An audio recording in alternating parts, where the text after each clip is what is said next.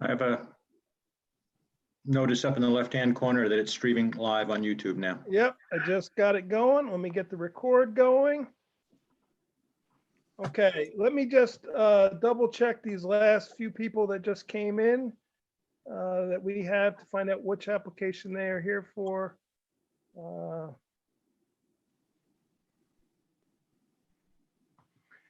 The person identified as B. Smith. Hi, yes, it's Brandon Smith, Borrego Solar.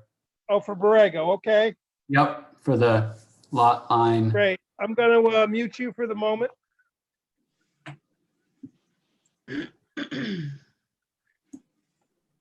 Guys, if anybody has the YouTube open, please close it. Because otherwise we're gonna be listening to an echo all night long. Anybody who's on the Zoom, Yeah. not anybody if you're on just the Zoom. watching on YouTube. You can watch.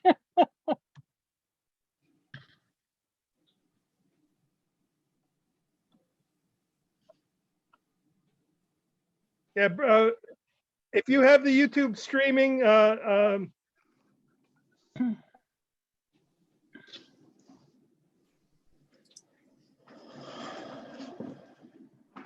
anybody who's on the Zoom. Correct. Anybody who has the YouTube open who is also on the Zoom phone call. We can't do both.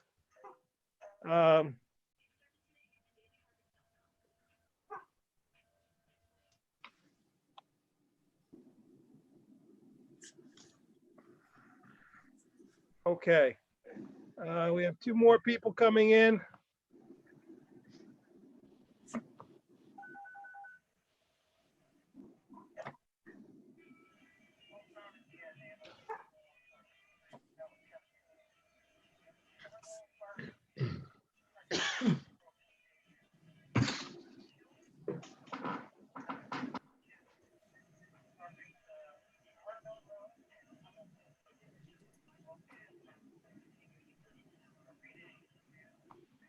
Okay, the person who is identified as Allison's iPad, is that Ms. Hoots? Hi, yeah, this is Sean. We're trying Okay. to get our daughter down. Okay, no problem, understood. I'm gonna mute you for the moment. I'm just trying to identify who is who here, so, Okay. thank you.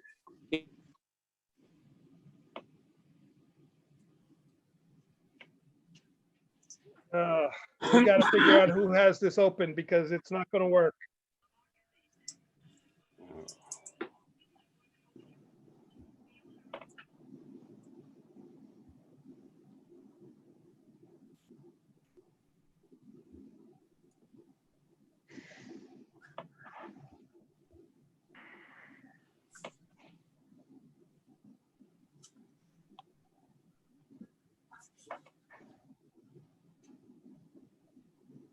I don't know, Cliff, how to do this.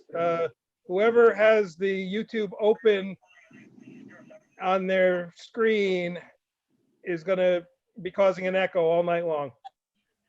I don't hear any echo. Does anybody else? No, I don't hear any. I heard something that sounded like it might not be YouTube. Maybe somebody has a TV or radio or. No, I'm another hearing computer. everything I'm saying. Nope, I'm not hearing it. Yeah, and it's clear and no echo here. Okay. Okay, then.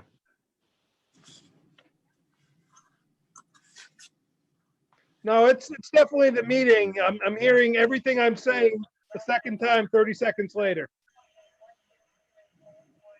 I don't hear anything. No, I don't hear anything.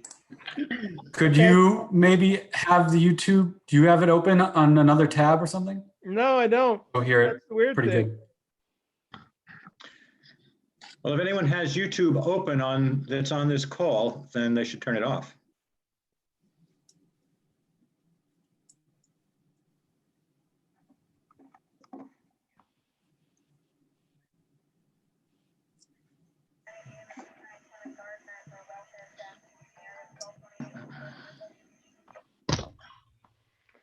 Okay, well, we'll see. We'll figure it out.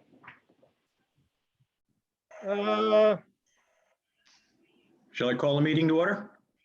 me just see, 1, 2, 3. There's somebody I haven't identified yet, the 3512.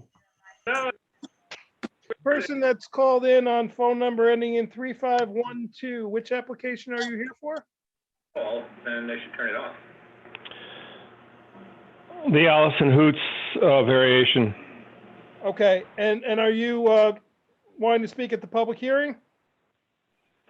I probably would, yes. Okay, and are you a part of the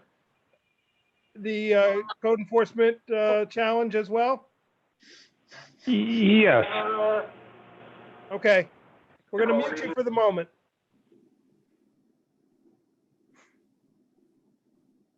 And the person on 5180 phone number, which application are you for? I'm Jesse Marcus. I'm Hoots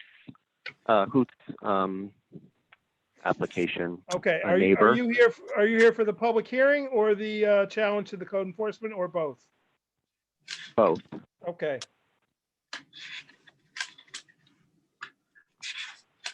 Okay, we're going to mute you for the moment, and then when we get to it, we will open up. Okay, Cliff, let's give it a shot here. Let me get your screen share up.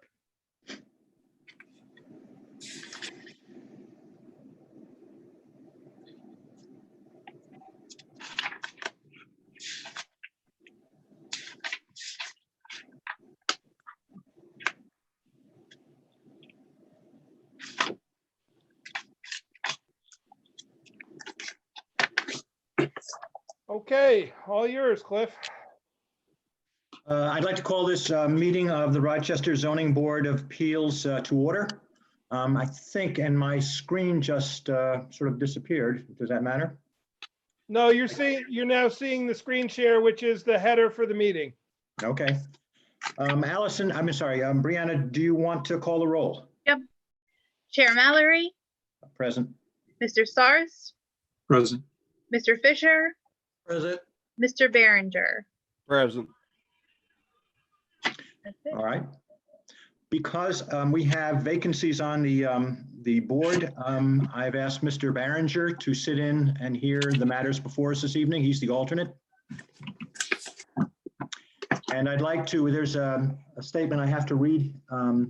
I've confirmed with the town's council that tonight's meeting has been convened in accordance with the governor's March 13th, 2020 Executive Order 202.1, which suspends certain provisions of the open meetings law to allow a municipal board to convene a meeting via video conferencing.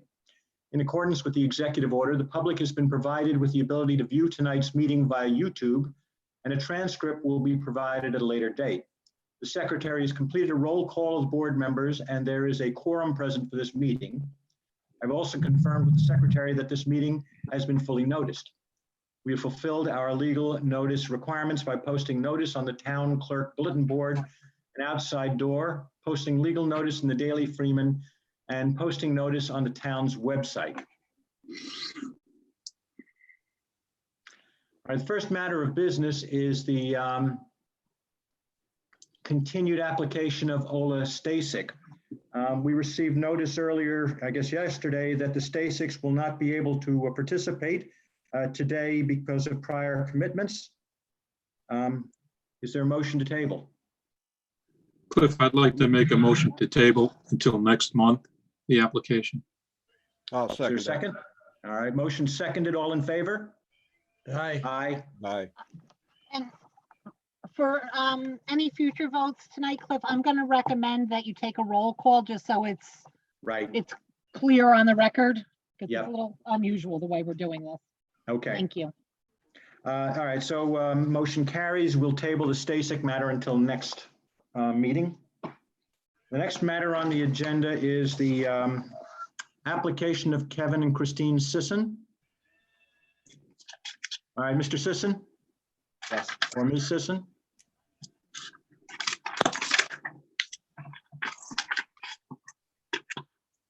Are you on the line? Yes, we are. Okay. All All right, so this, as I recall, was a variance application that was made back in the spring, and we considered it, and as I recall, we denied the application on May 16th of last year. As I also recall, the structure in question is in place. Is there something new here? No, it's still up. We have a few questions and see if we can figure something out. with the Okay, building.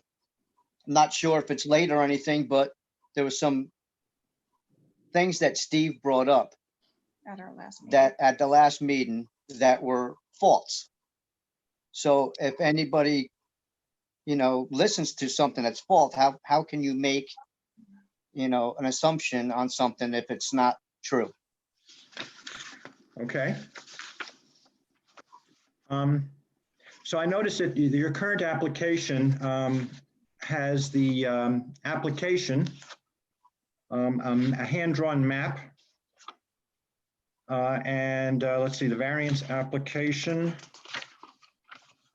But you haven't given us anything in writing, at least, as to what was false and what you'd like to correct. If you'd like to do it verbally, but I think it might be in your best interest to supply us with something in writing that that deals with what was said that you disagree with. Okay. Does that make Can I sense? interject? Yes. Can I interject for a minute, Chairman? If the application is the same as the application was last spring, in order for the zoning board to rehear it, there has to be some sort of new evidence involved, and you will need a unanimous vote of the board to rehear it. Okay, Okay, so then Mary Lou, If it's simply a matter of they're saying with the same evidence, it should have been decided differently because some information wasn't correctly determined by the board, their relief there would have been in Article 78. And Well- that did not happen. Now, if there's a change in how they want this garage to be done, if there is new evidence as to why, then if they present that, the board could, if unanimous, determine that they will rehear the appeal. But if it's just, they want to challenge the decision, that time has long since passed. how long did we have? Because we did not Well- receive this information in the mail. I picked it up when we came and brought the application in. When did you get the decision? Oh, gosh. When From did I- last spring? When I got this paperwork saying all this was when we just The reapplied. date is on the paper. It's probably gonna be old.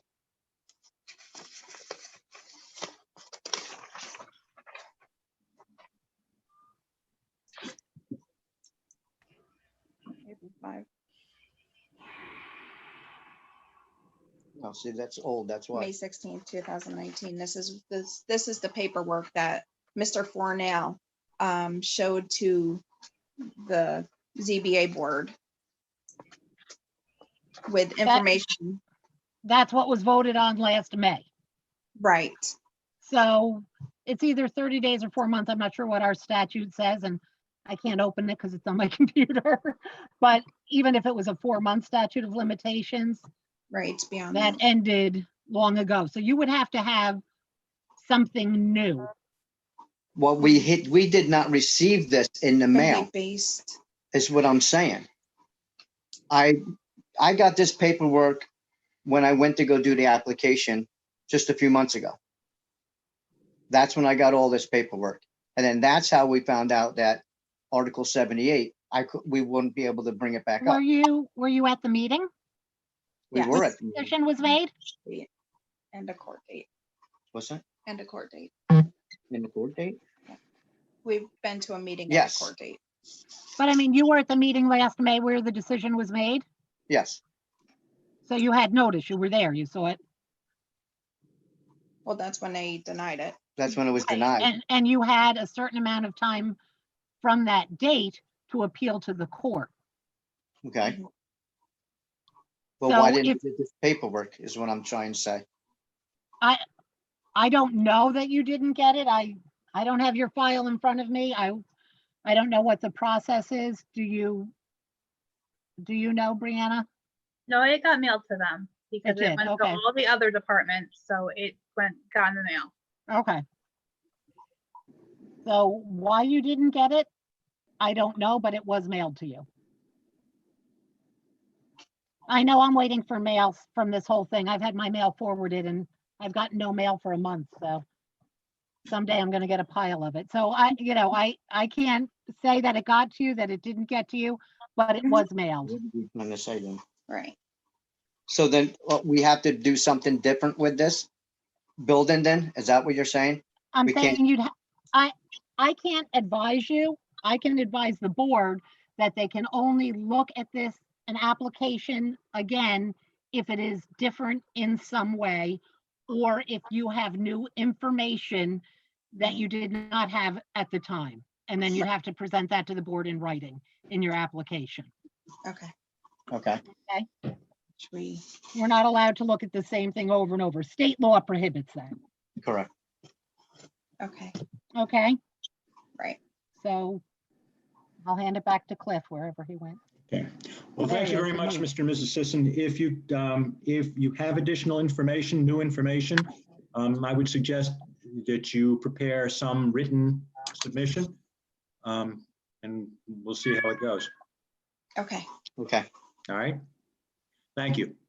Thank you. Thanks.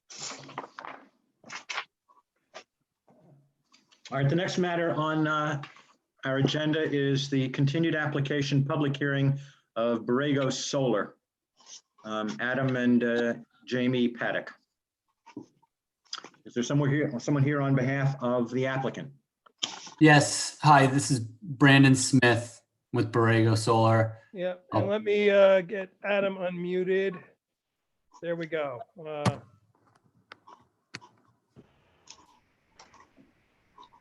Great.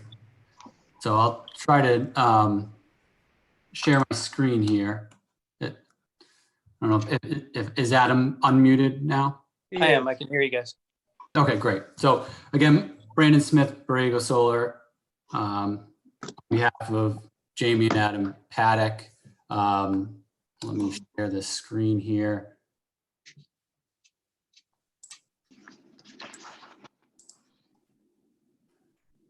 All right, so are you able to see my screen? Yes.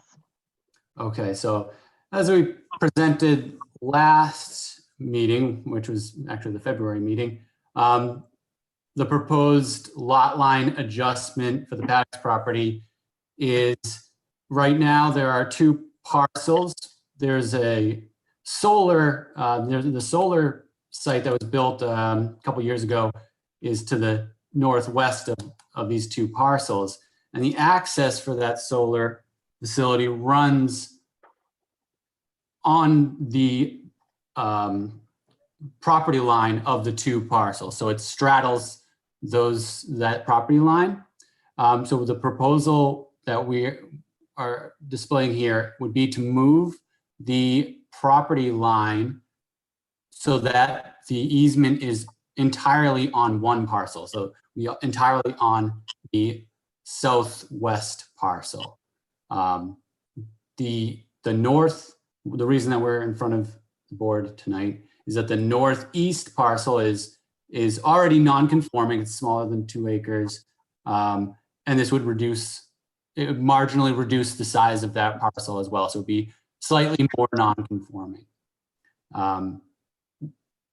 Again, I'm sorry?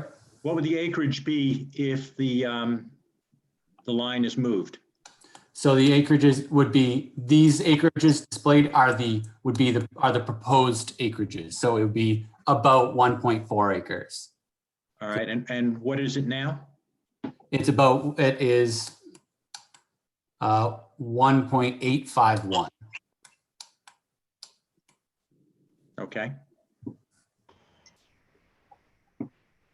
So as I mentioned, the yeah, and the reason that we're asking for this variance is because, you know, generally the reason for these area variances is to maintain the feel of the neighborhood, you know, number of parcels.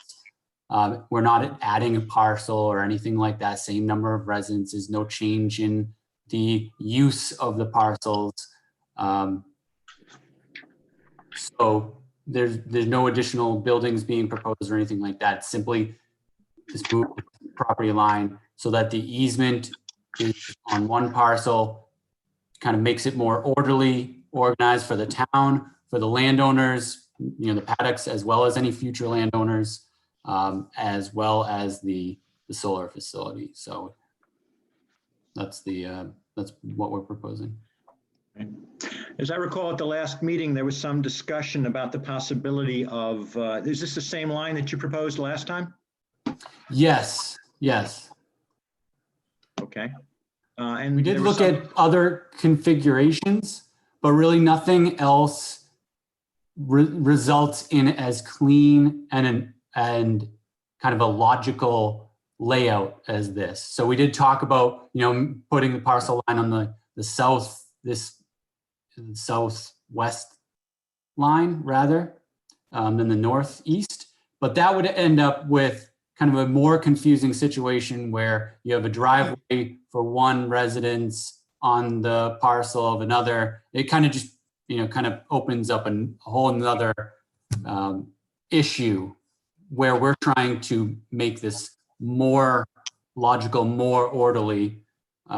So there's really no other option that, you know, that results in something as clean as this.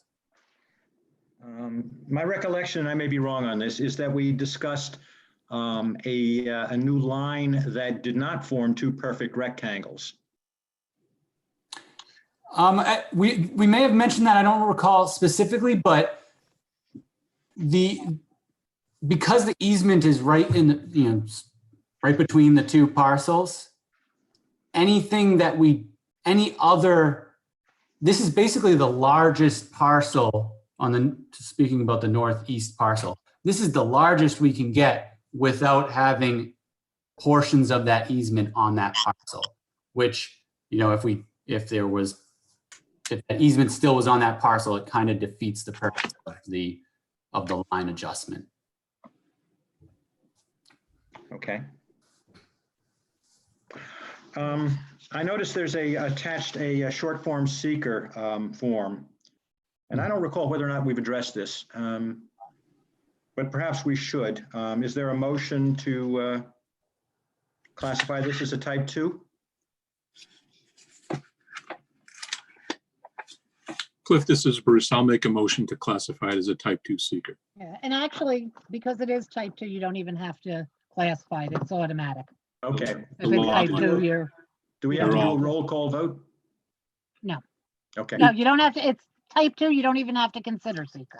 Okay, great. Thank you. It's a default. Okay. Right. All right. So this is a public hearing. And so at this time, I'd like to open the public hearing. Hey, Yeah, I'm sorry. Brandon, could you release your screen here for me, please? And then. Yep. Yeah, perfect. Thank you so much. Just No problem. And I apologize. Before I do that, are there any questions or comments from any other members of the board? yeah, Cliff, this is Bruce. Brendan, if you could throw back up your map there quickly, briefly. Sure. Yeah. Sorry about that, Brandon. No, that's all right. I'm getting the hang of it. This is all learning curve, right? Yep. So the green line represents the new property line, correct? Correct. Okay. And what are the setbacks to the structures that are there? So What? Yep. this is it's 45.3 to this house, slightly more. This was the shortest distance. That's why we dimensioned it. I think this is, 46, something like that, very close. Okay. And the building to the left of that? This is a foundation, so there's no structure here. Okay. Hmm. And then if you just scroll up, okay. Yep. And those are the house and that, what is it, a garage to the right of the house that is the only structure? Yes, this is the house, the residence, and this is the garage. Yep. And then there's on the other parcel, a shed and house.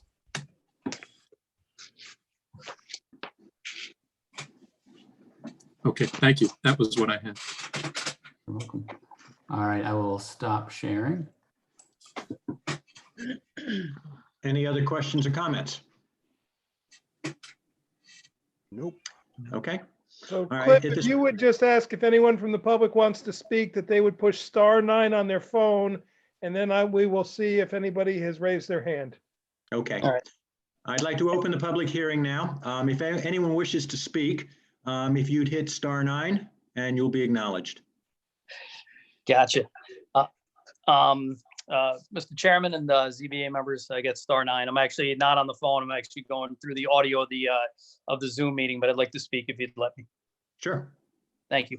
So first off, thank you guys very much, for taking time with this application. I just say, basically there's three options for the properties. One, we could leave it alone, and then we'd have to have a shared road agreement. There's between the south property, the north property, and Borrego.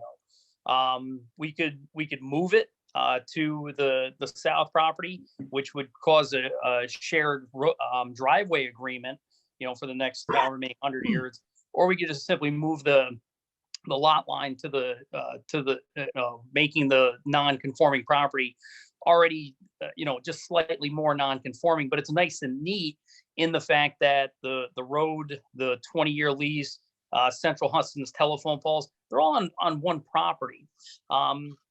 So when I took a look, is being on the vice chairman of the planning board for years, we'd sent many applications up to you guys for variances. I took a look at one that was just memorable. Although if the board likes, they could probably pull many more.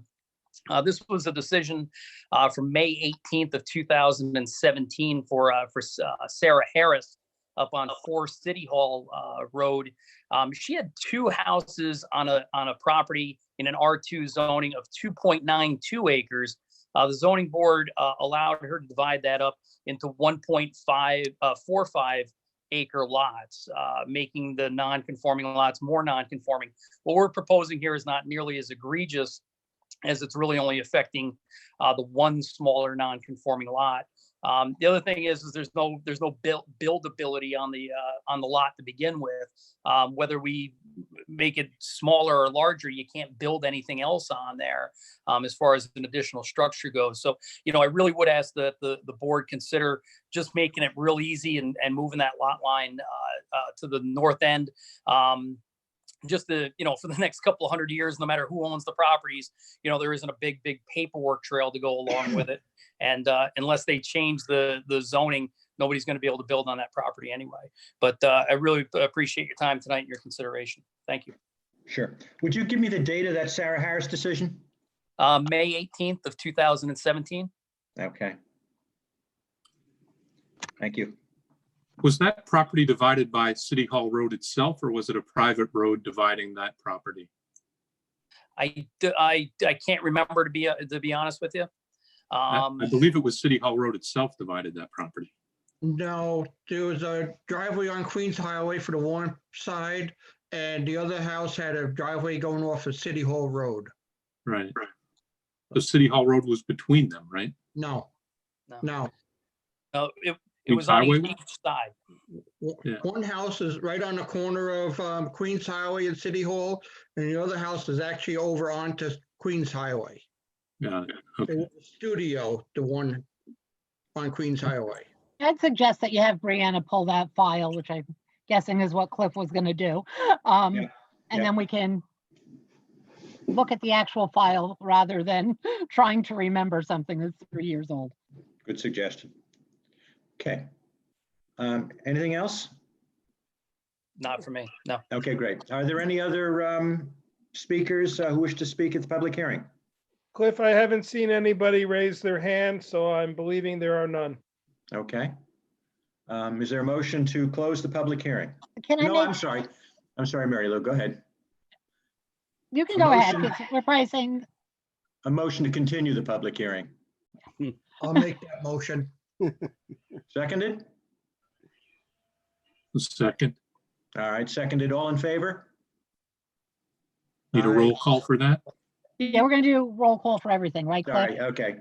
That's okay. I know it's just a All little right. different. I vote in favor. Mr. Sarce, Yes. Mr. Fisher, Yes. Mr. Behringer. Yes. All right, motion carries. So we'll continue the public hearing of this next meeting. And Cliff, you may want to, just for people who may watch this on YouTube later, remind people that they can send in written comments, because I know there may be some people who don't have either the internet or the phone capabilities. We don't always have the best coverage on things in our town.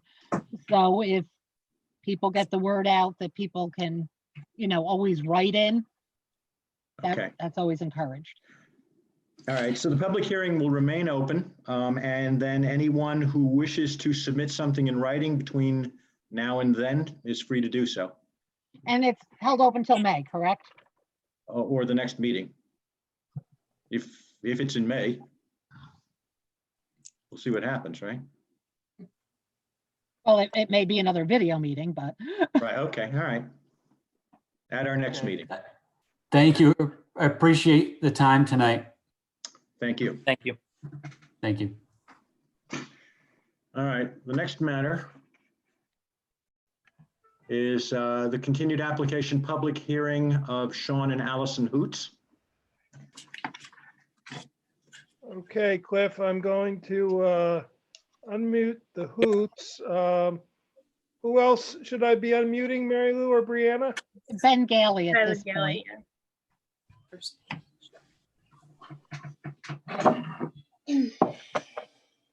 Okay, Ben Gailey, you are unmuted, correct? Oh. Can you speak? The test? Ben's might have actually just sitting in to listen. We're gonna be representing ourselves. Okay. All right, if you proceed. Okay. Hi, everybody. Thanks for gathering here. I'm glad that we could do this. With Glad everything everyone's going okay. on. Hope everyone's finding a little peace in this chaos. I'm going to start off with a little something that I wrote in an attempt to further clarify my personal intentions as the one who will be using the studio, as well as hopefully dispel some of the misinformation that has circulated with respect to that. So I'm just going to read it. It's brief. As a composer and performer for most of my musical life, I only ever had very limited time and space to dabble in home recording prior to moving out of Philadelphia. Part of our plan for moving to Accord was to finally realize a lifelong dream of mine, to have a personal project studio in which to accommodate a variety of instruments and recording gear that might help me better craft the kinds of recordings I want to make of the music that I write. At no point have I ever entertained the notion of operating what I would consider a capital C commercial studio, in which I was merely providing space and/or equipment for rent. These kinds of administrative and managerial activities would interfere with my own creative process, and as such, I have no desire to waste my time or energy pursuing them. There are many differences between a purely capital C commercial studio and the project studio, which I am intending to operate. For one, a capital C commercial studio generally is much larger in size, offers multiple rooms in which to record for live sound, control rooms, and additional space to accommodate a recording artist's entourage, which would include producers, engineers, technicians, that sort of thing. As has been exhaustively explained by us thus far, the size of my project studio is predicated entirely on accommodating a few larger instruments, such as a baby grand piano and a drum set, as well as extensive soundproofing considerations taken by us to ensure that we are not a disturbance to our neighbors. We want to preserve the relative quiet as much as anything. That's why we're here. It has never been my design nor intention to build a spot for commercial activity. I am not just renting space to random folks, and I am not booking acts merely to fill the calendar and maximize income. Capital C commercial studios operate as purely business-driven endeavors, oftentimes booking multiple sessions in a single day. They have employees and a variety of other elements of financial overhead that I will never have to deal with in my project studio. I am the sole employee. More than 50% of all activity in the studio will be just me, rehearsing, writing, recording, mixing, etc. And when special invitations are extended for others to join me, I am only interested in bringing in friends with whom I already have a relationship. It is a place for creative experimentation, not profiteering. I am after the music, not the money. This personal project studio in Kotelko is first and foremost a place for me to work out my musical ideas in a space suitable to the quality for which I am striving. I understand that not everyone is aware of the various degrees of work within the world of music recording. The mere mention of a studio for some conjures images of debaucherous rockers and a party atmosphere, and I totally get that. However, that isn't me, nor is it anyone that I would ever invite to my home.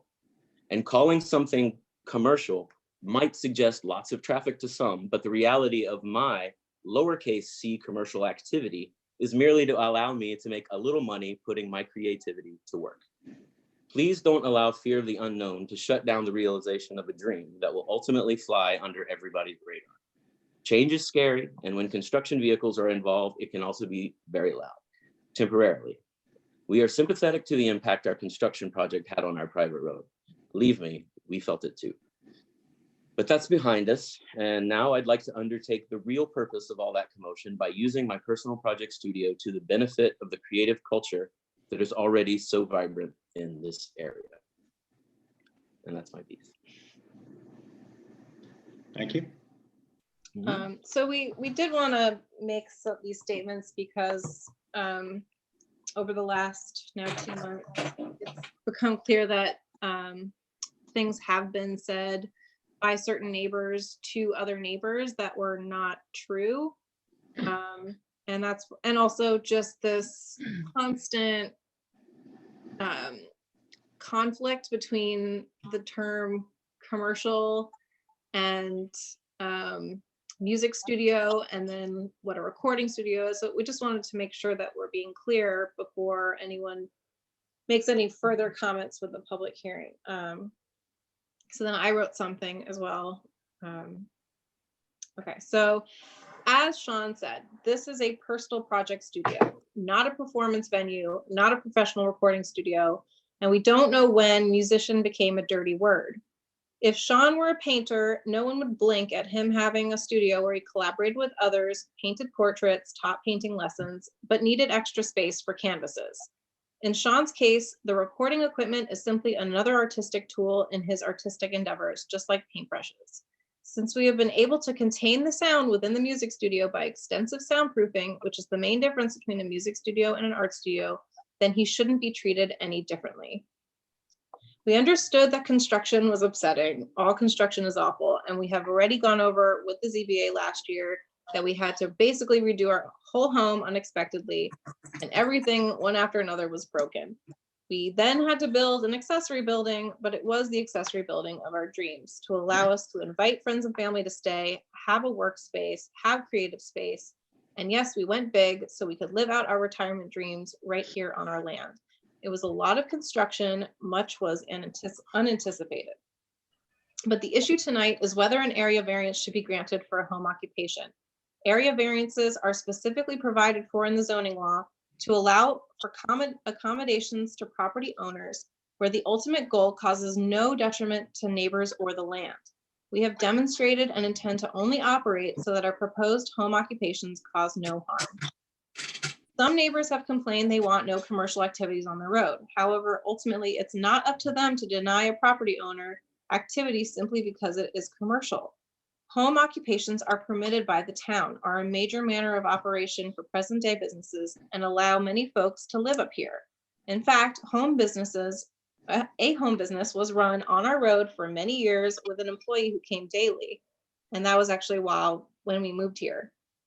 As continues to be a major point of confusion with neighbors, the zoning law anticipates and permits a home occupation that is inherently based on commercial activity.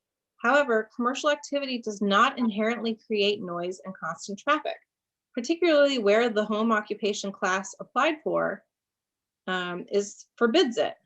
The town should not make a decision based on unfounded suppositions by willfully uninformed and misled neighbors. However, should a home occupation use be approved and then violate the provisions of a zoning law, action to stop the use is clearly necessary. The zoning law provides that home occupations can be approved in our zoning district as long as all criteria are met, and we have demonstrated that. Our neighbors claim traffic will increase drastically. They have spread rumors that there will be buses of rockers and large parking lot and performances. This is all speculative and completely untrue. We have explained that Sean does not intend, nor would he be able to manage an operation where traffic would exceed the limiting provisions of the law. We point to the fact that traffic created by a daily babysitter, which is normal anticipated residential use, or the employee that is permitted by the zoning law in connection with a class 2 home occupation, are permissible. This daily traffic far exceeds the frequency that neighbors would see in terms of cars in connection with the music studio. And our neighbors state they think our rock studio will be loud, but we hired one of the most respected studio designers to design the soundproofing of the studio and then had a professional sound test performed. Ultimately, the sound test showed that the loudest sound of pink noise, which was an extreme example and would not be replicated in normal use of the music studio, was played amplified through speakers and was measured at 96 to 103 dBA, which is basically equivalent to a full-blown rock concert. And again, is not what we are doing in our music studio. We then tested that sound at our property line and it measured from 96 to 103 down to 6 to 9 dBA, which is equivalent to 1/3 of a soft whisper heard from standing 5 feet away. DEC guidelines note that an increase of under 6 dBA is acceptable in a non-industrial situation. And to be clear, Sean's use of the music studio would never create that sound that we use to test in the studio. It was painful to stand in there. It sounded like we couldn't stand in there for like long. an airplane It would taking never. off. So ultimately, what we were able to show is that the music studio creates no discernible sounds. In comparison, our next door neighbor frequently sits outside her house blasting music, such as 2 weeks ago, Prince, very loudly. As much as we love Prince, I love Prince. It is key to note that this is a permissible residential use, but it is loud. We can also hear trees being cut down, lawnmowers, excavation, and so on. This is an agricultural residential area. There are people using their land and noise is part of that experience. Yet we have fully soundproofed a music studio and has shown extensive sound tests to show no disturbance, so no harm is caused to neighbors. Finally, we did make the music studio larger to fit all of the soundproofing mechanisms we could, such as isolation booths, double soundproof walls, LED doors, special soundproof windows, and acoustic treatments, as well as all of Sean's hoped for tools, like a baby grand piano, 2 drum kits, a large desk with a computer. Sean's tools are much larger than those required for most occupations operated in a building.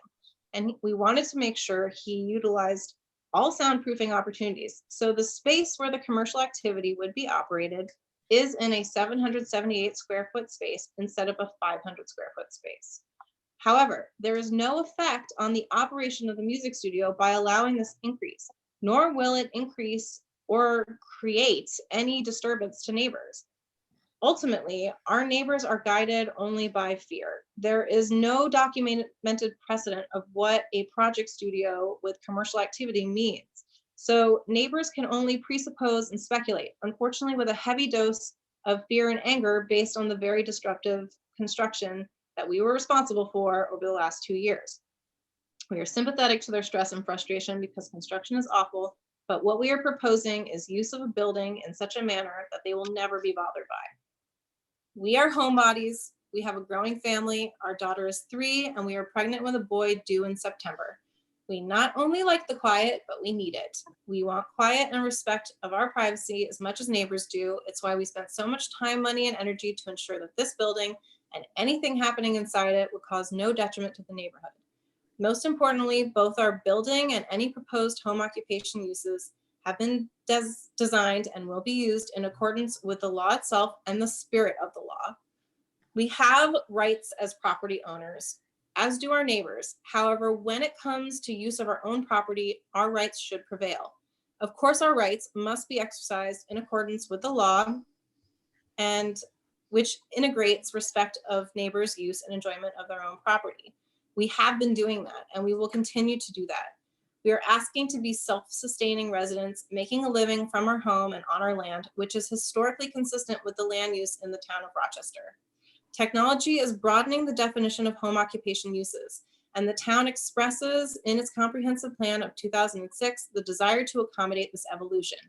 Because our proposed use causes no harm to neighbors except traffic consistent with and never to exceed residential use, and music within the music studio cannot be detected at the property line, we respectfully ask that you grant the area variance. Thank you. Is there anything else you'd like to state at this time? Read the full book. I'm losing my voice, so no. Okay. Thank you. Okay. I have a couple of questions. Don't read anything into these. They're just questions. My mind is completely open here.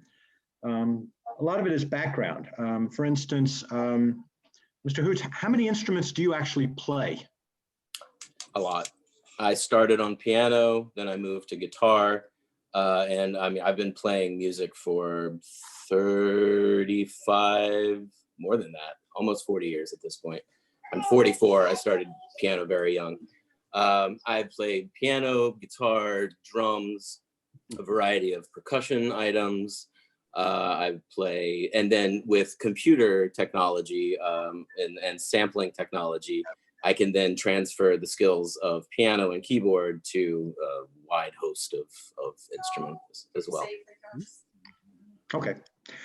In your characterization of big C versus small C recording studio, you mentioned the number of rooms that are used in both to record. How many rooms are used to record in your studio?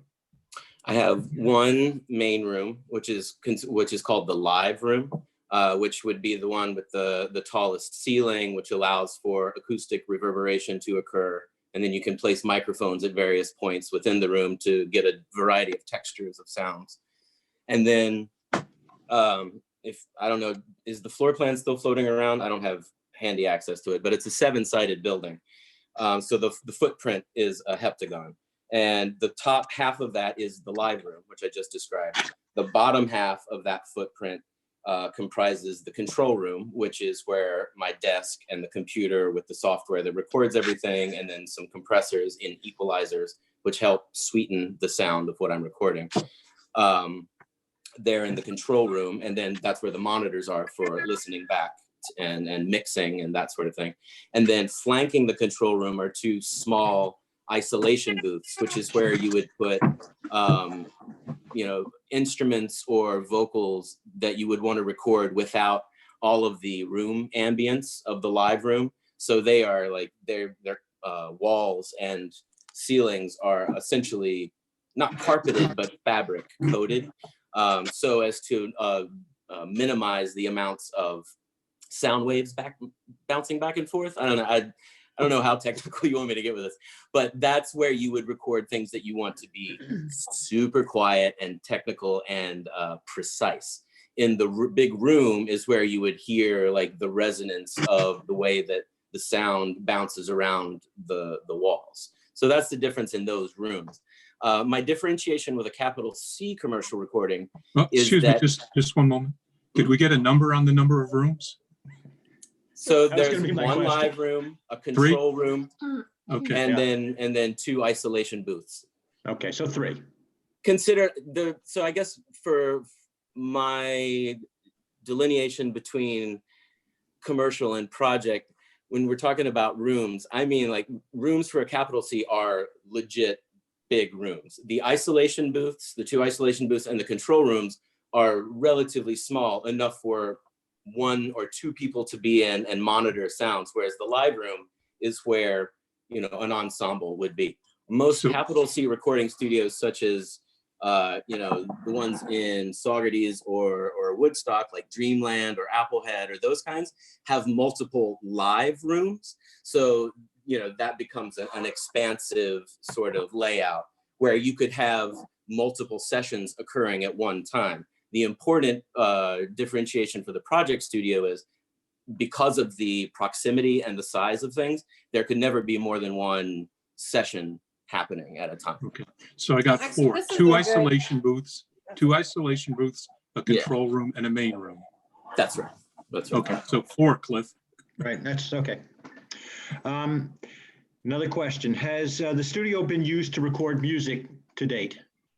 It has, actually. I've been learning my equipment so that I could, you know, I'm coming into this not as a producer. I've never produced a record prior to this other than my own work in other people's studios. I'm learning as I'm going. So a lot of the early stage usage has been me figuring out what microphones sound like what, in what positions. And then I worked very closely with a friend on a soundtrack for a documentary that we were doing entirely gratis. It was helping out a friend in need who needed music for her documentary and couldn't secure licensing for the tunes that she wanted to use. So she asked if we could maybe record our own versions of things to approximate the feeling for the soundtrack. But ultimately it was not compensated and will never be. It was just us basically enjoying the collaborative creative process with a friend making a movie. But Sean has been playing music, recording, messing around in the studio, composing, that kind of thing since about November. Right. Almost, I would say most of that time was just me in there, just kind of fiddling around and having fun, being creative. All right, other than times when you were testing, experimenting, or becoming familiar with the equipment, how many times have you recorded music for a permanent basis? What do you mean by permanent basis? Well, not just experimental, not just testing, but for... Well, like I said, the soundtrack for the documentary that I just mentioned, that would be one. And then... Like 2 weeks in February. Yeah, that was a couple weeks of recording in February.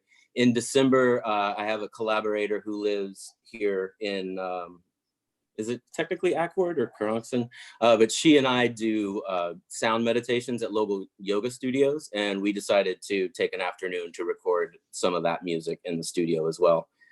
Again, mainly as an experimentation because I had never recorded those kinds of instruments, and it's definitely a challenge. So yeah, just a couple of those little projects. All right, I'm just trying to get a sense of what you've done so far. Sure. And in those instances in which you have recorded music, it sounds like there's only been one other musician. That's correct. Well, you there was a time where it was your friends came from. Oh, right, our friend Carlos and Nella. It was a husband and wife team, and they were just playing their guitars. That's it. So no, there have been no bands, no ensembles, no nothing like that. Okay. I have a couple of questions regarding, and these I guess are directed to you, Ms. Hoots, your letter of February 6th. Yep. Okay. First, I guess I'd like to direct your attention to page 2. It looks like the 3rd paragraph. It begins since early November. Tell me when you have that. Yeah, I'm sorry, I'm there. Okay. So it reads, since early November 2019, Sean has been operating the music studio for his personal projects, which was deemed an approved current legal use by the ZBA. My recollection is that back in June, on June 7th, when we heard this, construction of the studio hadn't been completed, at least not the interior, and that the space wasn't being used for any purpose at that point. Right. And I don't recall the ZBA deeming anything an approved current level of use. Okay, so when we met with you last year, we had said there wasn't any use happening, and you guys had said that was fine, and then said that any personal use of the music studio would be a legal use. But that if we were ever to begin commercial activity, we would then need to apply for a home occupation. And we had said at that point, we planned to apply for home occupation once we had gotten the sound tests completed. And so this was basically our way of abiding by what we thought was the direction of the ZBA, which was that a personal music studio. And I actually recall you saying, you know, that if your son was playing music in his garage and invited friends over and they recorded it, were they supposed to get a home occupation permit? And I think we all decided that was sort of like not the level of requiring a home occupation permit. And so Sean obviously is using the music studio for personal reasons and not making any money. And so we believed it was what had been contemplated during that meeting when we talked about it. Okay. The next sentence is, he has worked on at least 7 different projects. However, only 4 have required collaborators to be present in the studio. Will any of those projects, or may they, result in payment? No, At this point, no. absolutely not. All right, what about in the future? Well, that's basically up to what we find out from the ZBA about what is the bright line determination of when a home occupation permit is needed. I mean, the nature of what I have been doing doesn't come with strings attached to the people with whom I was working or for, like with, for example, the soundtrack, that there is literally no money ever coming out of that. And I knew that going in, and welcomed the experience to, number one, work with my dear friend and neighbor, John Medeski, and also just for the fun of creating in my space. And we know, you know, the filmmaker is losing money on the film itself. So like there's no promise. None of these projects were accompanied with the promise of money or the potential for it. And I in no way worked under that understanding. I'm just trying to find out whether or not when you did these projects, there was a hope that you might get paid. Oh, no, not at all. Okay. We definitely are trying to operate entirely under the, you know, Absolutely. whatever the law says, we're doing it. Yeah. So there is no commercial activity happening in the music studio until we get permission. All right. And on page 4, you've recited the definition of a Class 2 home occupation.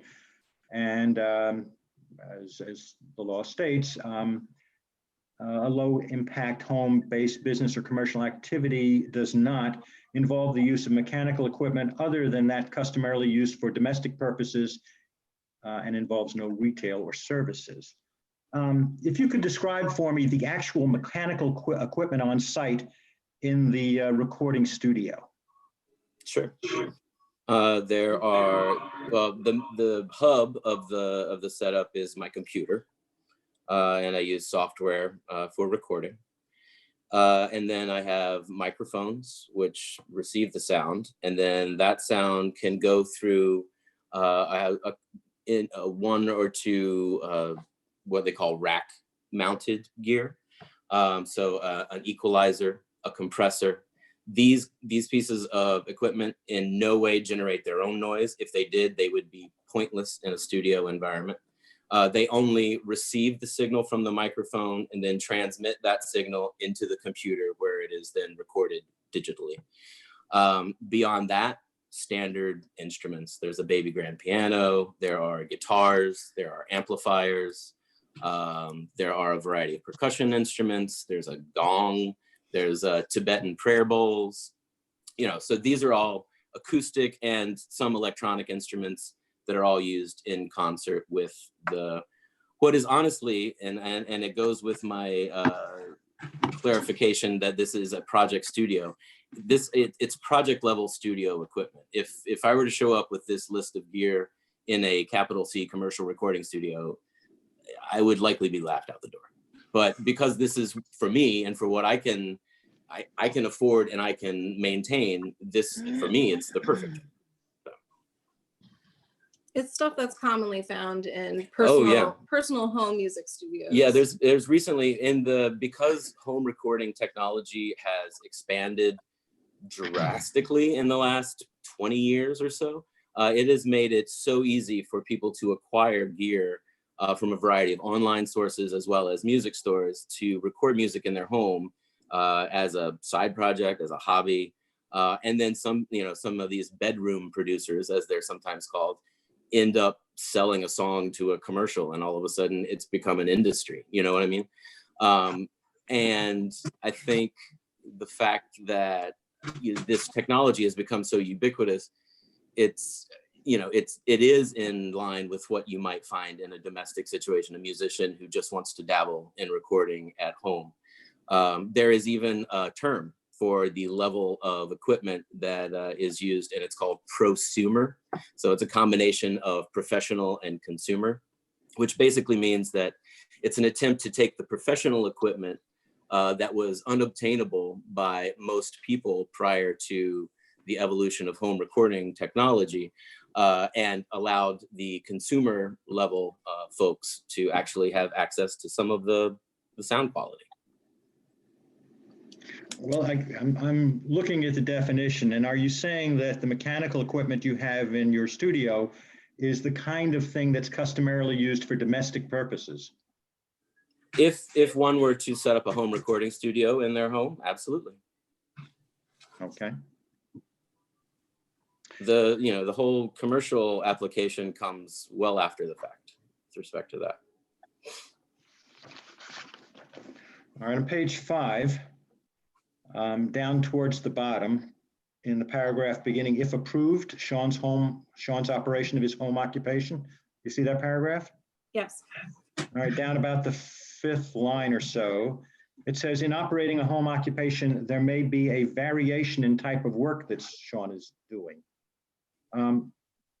What variation is that? It would be a variation in the quality of work, not the quantity of work, which I think was the intent of that sentence.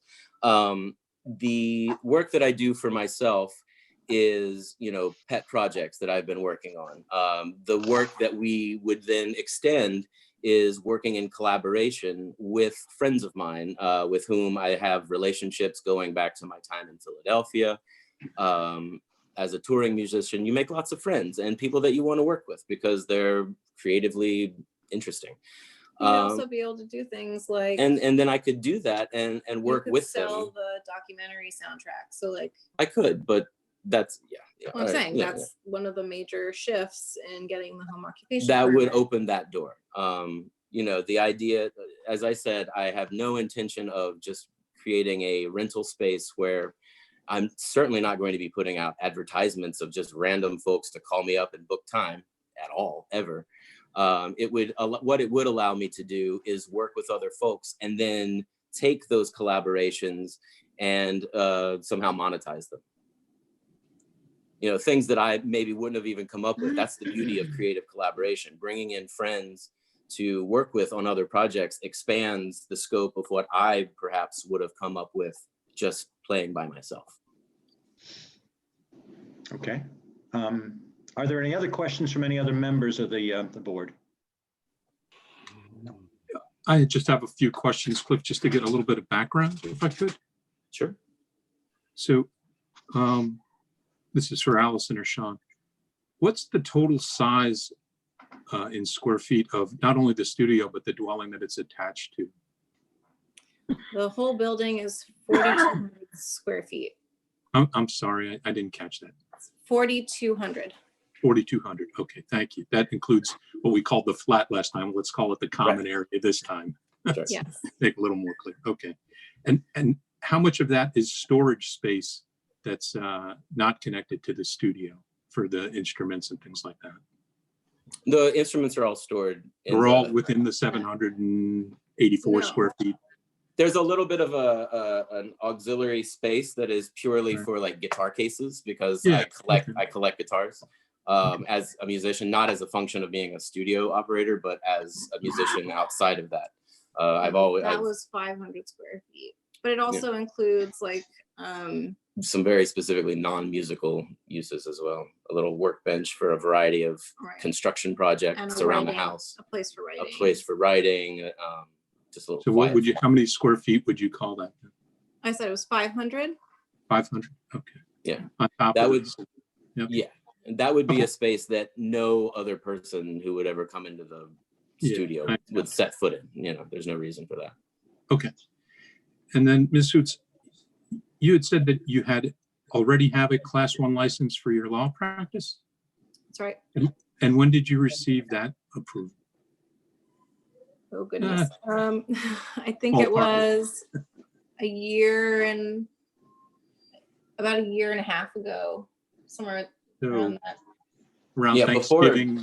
Around Thanksgiving of 2018, somewhere in. I think it was after Thanksgiving. I think what happened was we actually didn't even know that I would need a permit to work out of my house, because that was never something we needed. Yeah, we certainly never needed it in Philly. And so when we started to find out about all of the zoning rules back then, I then applied for it. So I think I worked here without knowing that I should have had a permit for a couple of months before we applied. So December 18 is probably, we're in the ballpark. Sure. Yeah, close enough. Okay. And then at that time, you went for the Class 1 rather than the Class 2 because? Well, Class 1 is for within the dwelling. So I currently work out of an office here in my house. Right. And so that I don't have any visitors, so you don't need to have, and honestly, I won't have any visitors over there either. All my clients live far away, but so did you consider a Class 2 at that time though? so I want to apply for a Class 2. No, I know that's what you want now. I'm talking about when you applied for the Class 1, did you consider upping to the Class 2 at that time? I feel like there was a reason why I didn't, and I think because I didn't need to, like there wasn't any need to do it, and I would have needed a site plan and all sorts of stuff, which didn't really make a whole lot of sense out of our house. Okay. But now the last bedroom is about to be taken up by someone else, so I got to get out of here and move to the other building. You're kicked out. Yeah. Well, congratulations on that, by the way. Thank you. Thanks. We're very excited. We're very surprised, but also excited. Now we know how it happens. So. Yeah.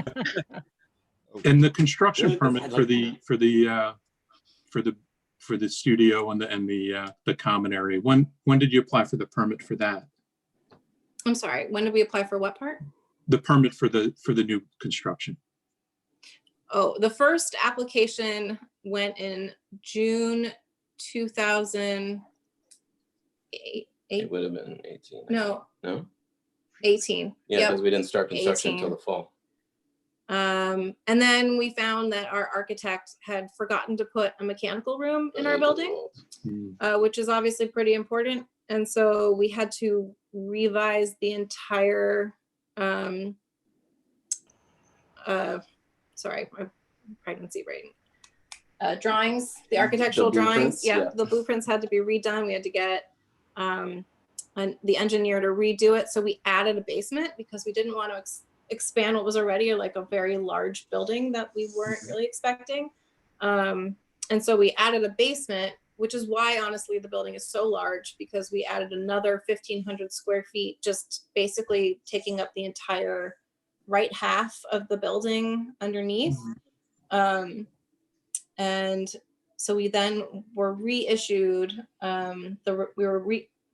issued a revised building permit in October 2018. So that was the second one. Okay. It was a late game change that we were not anticipating. And well, actually, the other thing we did though was why it took so long is we paused to speak with the this music studio designer to get all the soundproofing Oh, put in. that's right. That's right. That was another thing that we did. Yep. We wanted to make sure that we had done everything right with the building before filing for the building permit the second time. Yeah, initially there was not going to be any basement, and there still is no basement beneath the studio because that's just bad studio construction. Right, got it. Okay. Yep, that's pretty much it. I just wanted some background on there. Okay. Thank you. Charlie, do you have anything? No, Okay, Bill? No.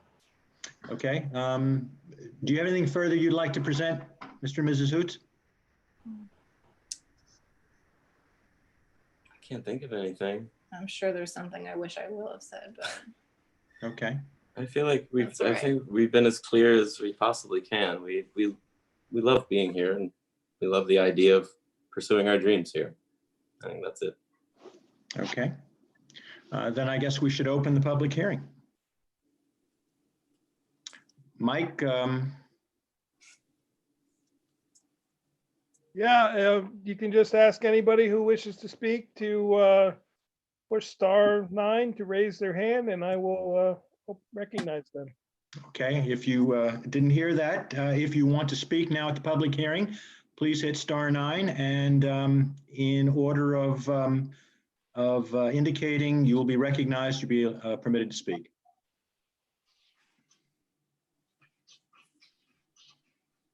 Mike, can you unmute Emily? I can. She's physically raising her hand because she's on the video. Yep. Yep.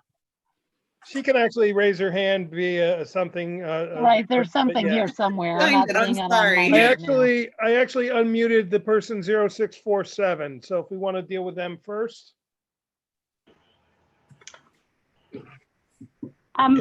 This is Viveka Rajkishan and David Osterwile. Emily Svensson is representing us and a number of other folks on the lane. So does she get to speak before public hearing? I just want to clarify that.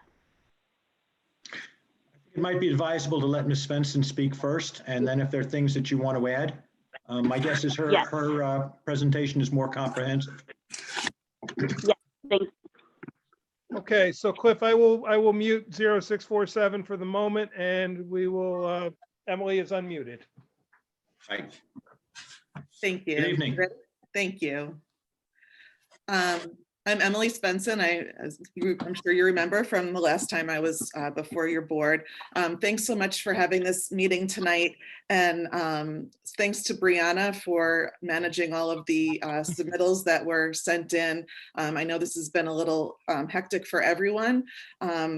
Just so that the board is aware, I did submit a letter this afternoon. I believe you've also received letters from some of my clients, Ravika Rajkishan and David Osterwile and Jesse Marcus. I also represent Mary Jean Taco and Stephen Tiffany. They're the ones that I officially represent, and you have a letter from them.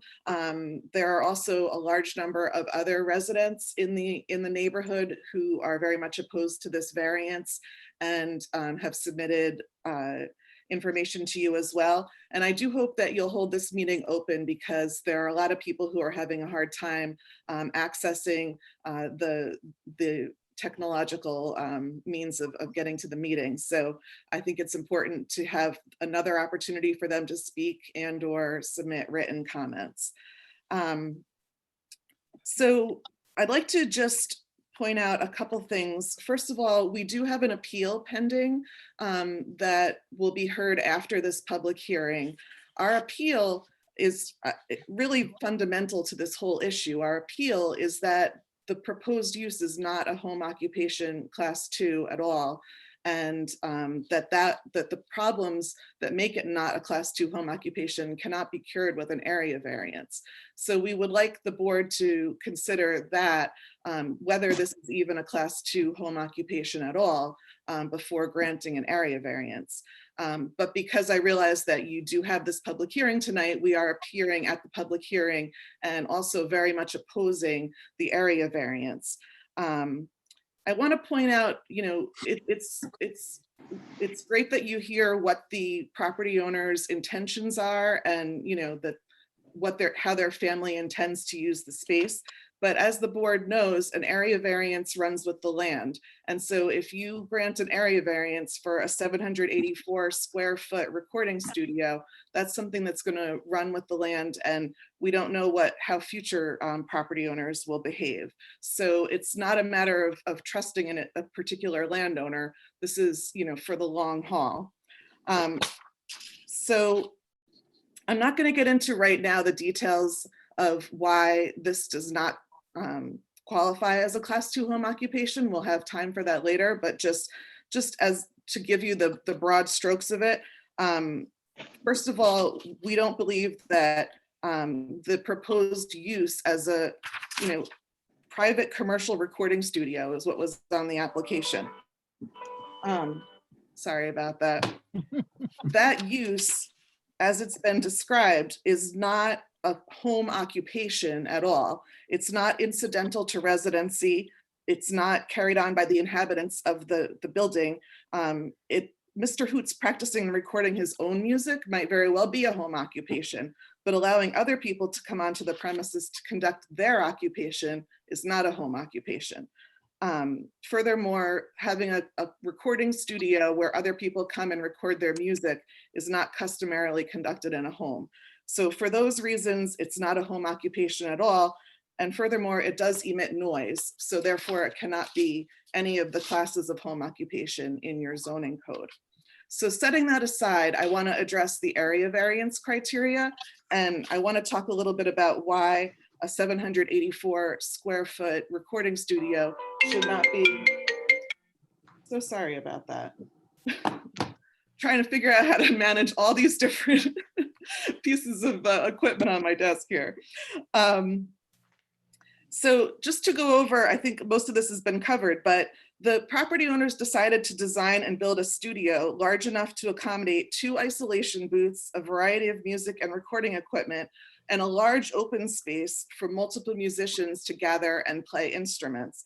That was a choice they made, knowing that the maximum space for a home occupation is 500 square feet in this zoning district. And I want to talk about why such a large music recording studio is going to be very detrimental to the Kotelko Lane neighborhood. And when you apply that balancing test that is required for an area variance, it comes out clearly against granting an area variance in this case. First of all, your 5 criteria. The first is whether an undesirable change will be produced in the character of the neighborhood, or whether a detriment to nearby properties will be created by allowing such a large music studio.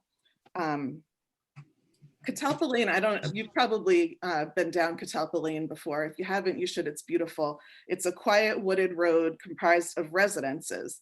The lane itself is a private dirt road where children ride their bikes and residents walk their dogs.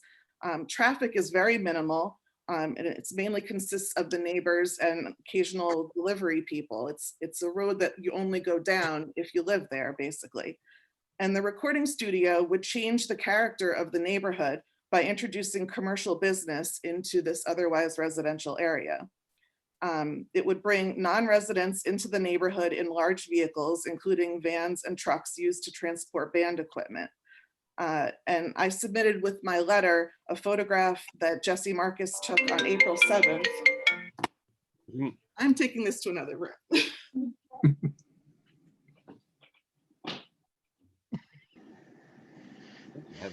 So sorry about that. The photograph that Jesse Marcus took on April 7th shows a large moving van style truck that was at the recording studio, and it was leaving that date. And more vehicles of that type can be expected as bands come and go from the studio. And each time these trucks go in and out, it makes the lane less safe for residents. And as a further effect on the character of the neighborhood, noise will be created by the studio. I'll just skip ahead and talk about noise for a second.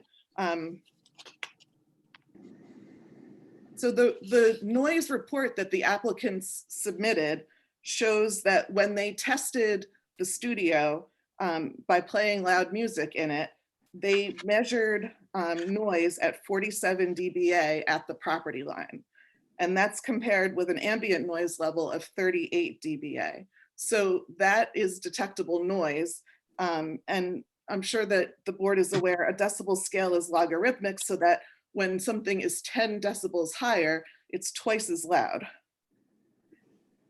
Now, that's detectable noise that's been generated and measured and documented at the property line. And as anecdotal evidence, Mary Jean Taco reported that on the morning of Saturday, April 4th, she could hear drumming noise from the studio from her property. So that type of noise is going to change the character of this neighborhood. This is a neighborhood that's wooded, it's quiet.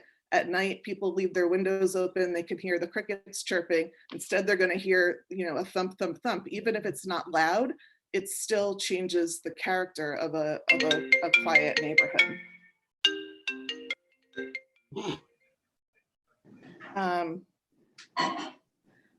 The second criteria is whether the benefits sought could be achieved by some other method. There are many other methods the applicants could have pursued. They could have chosen a location in town where recording studios are explicitly allowed. There are 4 zoning districts where they're allowed. They could have built a recording studio that was 500 square feet or less. And now they have the option, if they insist on pursuing this recording studio, they could apply for a use variance. So there's no reason that an area variance is needed in this situation.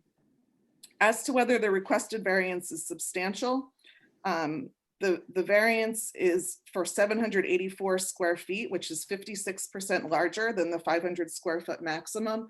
I cited a bunch of cases where variances as small as say 15% are considered substantial. So clearly 56% is substantial. There's no doubt about that. And I think it's also worth noting that the town has defined size as one of the key criteria in separating the different classes of home occupations that are allowed in different parts of the town. So that a class 2 home occupation must be smaller than 500 square feet. In other parts of the town allows 750 square foot home occupations. That's class 3, and they're allowed in other parts of town. So this request blows right through even class 3 and is asking for a 784 square foot home occupation where only 500 feet is allowed. And furthermore, as was just discussed, there are other parts of the building besides the 784 square feet that are also part of the studio use, including, as you talked about last time, people are going to go into the other part of the building to use the restroom, etc. The fourth criteria is whether the proposed variance would have an adverse effect on the physical or environmental conditions. As I discussed, the noise is an effect on the physical conditions of the Kotelko Lane neighborhood, as well as the Raycliffe Estates neighborhood on the other side of the property.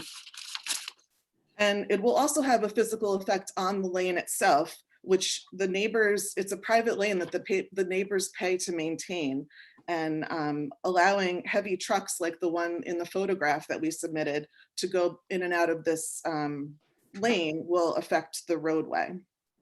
And then the fifth criteria is whether the alleged difficulty was self-created, which undeniably it was. When we were before you last summer, the applicants submitted a letter saying that they knew they were going to need to apply for an area variance. They could have applied for an area variance before they decided to build. They could have built a smaller studio. They made the choice to build a studio that's far too large for a home occupation to be conducted. So there's just no doubt that this is a completely self-created difficulty. And as one final criteria that I would like to just remind the board of is that, you know, every decision you make sets a precedent, and to decide that the 500 square foot limit should be expanded to 784 square feet for a class 2 home occupation is something that other applicants will surely take note of, and suddenly you're going to be opening the door to large home occupations all over town. So that's just an overview of the items that are covered in more detail in the letter that I submitted today. I do hope that you'll hold the hearing open for other people to comment, and I know we have other people here on the line who want to comment tonight. Okay. Just to let you know, I started re-reviewing these materials over the weekend, and I spent from about 2 o'clock today on through this hearing, reviewing various materials relating to this particular application and the one that follows. So I apologize, but I haven't read, I think you submitted a letter today and I haven't read that yet. I just haven't had time. As I said, I put an awful lot of time into this, but my apologies, and I will read that. So a couple of questions about some of the things you've just said. Number one, my first question was going to be, have the neighbors noticed an increase in sound? And I think you indicated that someone did hear drumming. Has there been electrical interference? Has anyone noticed that? No one's mentioned that to me, but they can comment on that. I did want to just point out in my letter that, you know, I guess this use began in November, and it's important to think about the fact that people were indoors with their windows closed during the winter time. But now that spring is here, now is the time when they're going to start to hear things. And when people are outdoors and have their windows open and are using their yards and patios. And so that's, I think, why they're now starting to hear the sounds. Can we ask, what was the date of the drumming? Sure, it was, I'm just looking back at my notes here.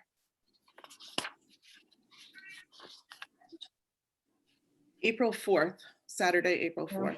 There was no drumming. There was no recording on that date. We had finished recording in February and had moved on to the mixing process at that point. Which is all in headphones, so we don't know what that was. But then the other fact is Jesse took photos of a truck that came because our One More Thing has broken at our house and the roof on our porch is leaking in buckets. So they came to deal with that. That was what that truck was. And it's quite possible that on the 4th, what they heard was a boombox here at the house that one of the construction workers may have been listening to.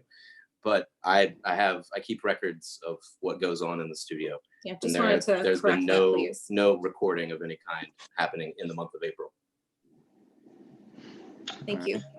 I have another question. Have the neighbors independently conducted sound level testing? No. Okay.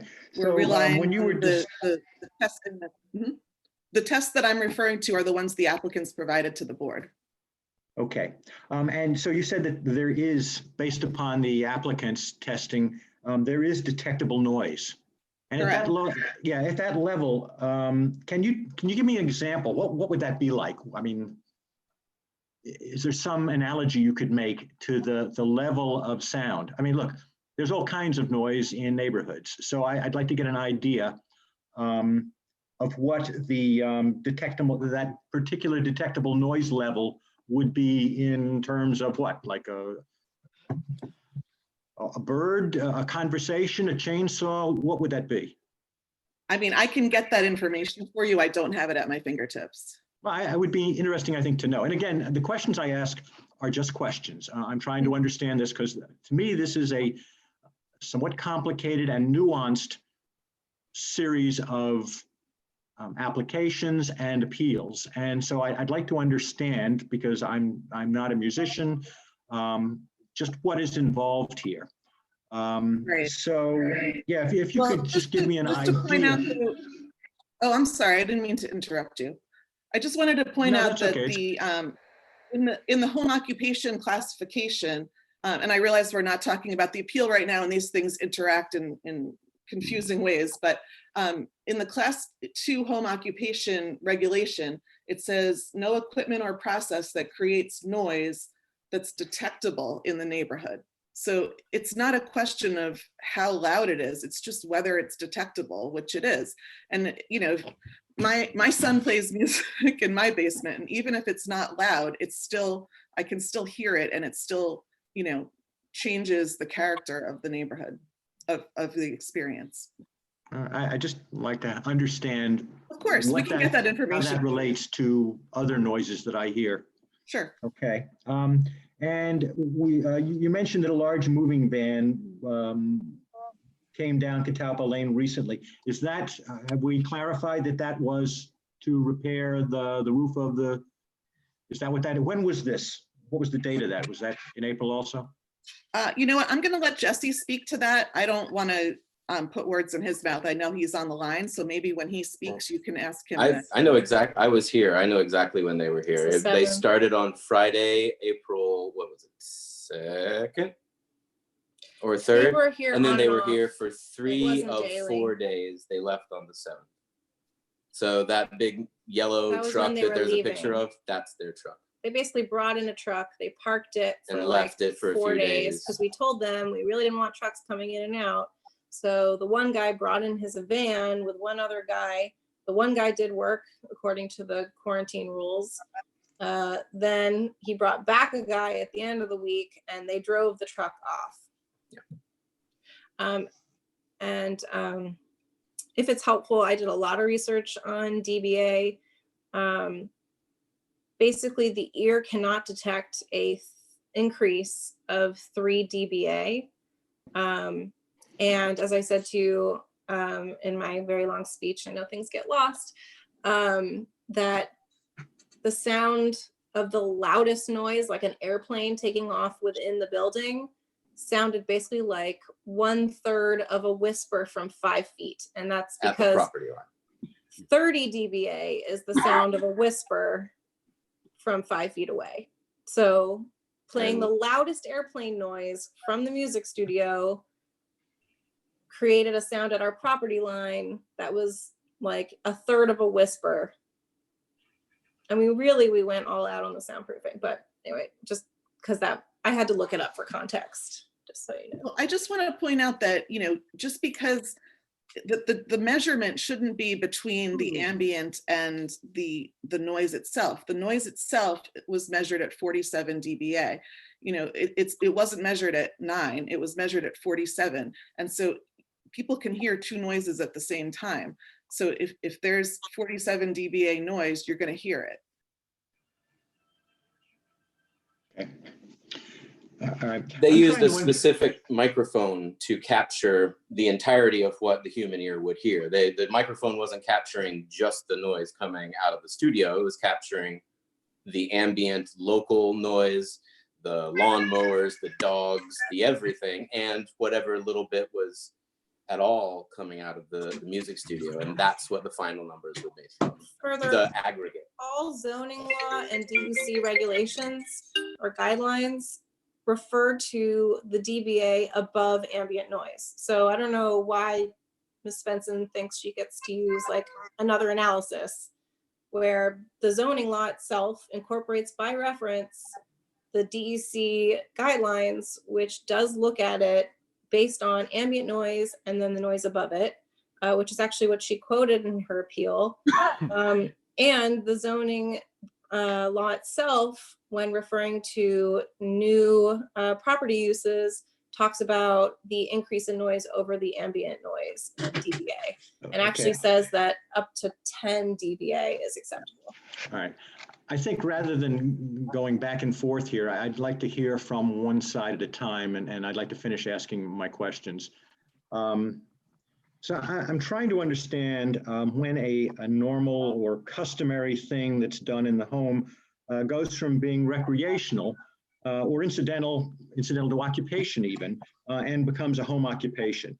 I mean, for instance, if I were a teacher, perhaps I prepare my lesson plans at home. Help me understand when an activity becomes a home occupation. For instance, with a musician. A musician can practice at home. That doesn't make it a home occupation, does it? Are you asking, do you want to talk Yes, I about am. what makes it Yeah, home I just, occupation right now? again, these questions are just questions. Don't take them as an indication of anything other than I'm just trying to work my way through what a home occupation is and how it differs from things that are done in the home. That's fine. I just thought you might want to wait until we talk about the appeal for that. But if you'd like to talk about it now, we certainly No, can. that's a problem with basically these two applications. They Right. overlap so much that Yeah. many of the questions I have for you, maybe this isn't the right time, so I don't know, which is something also to keep in mind with respect to other people who might want to speak at the public hearing here. There's going to be another shot at the apple, and I don't know how that fits in with your presentation.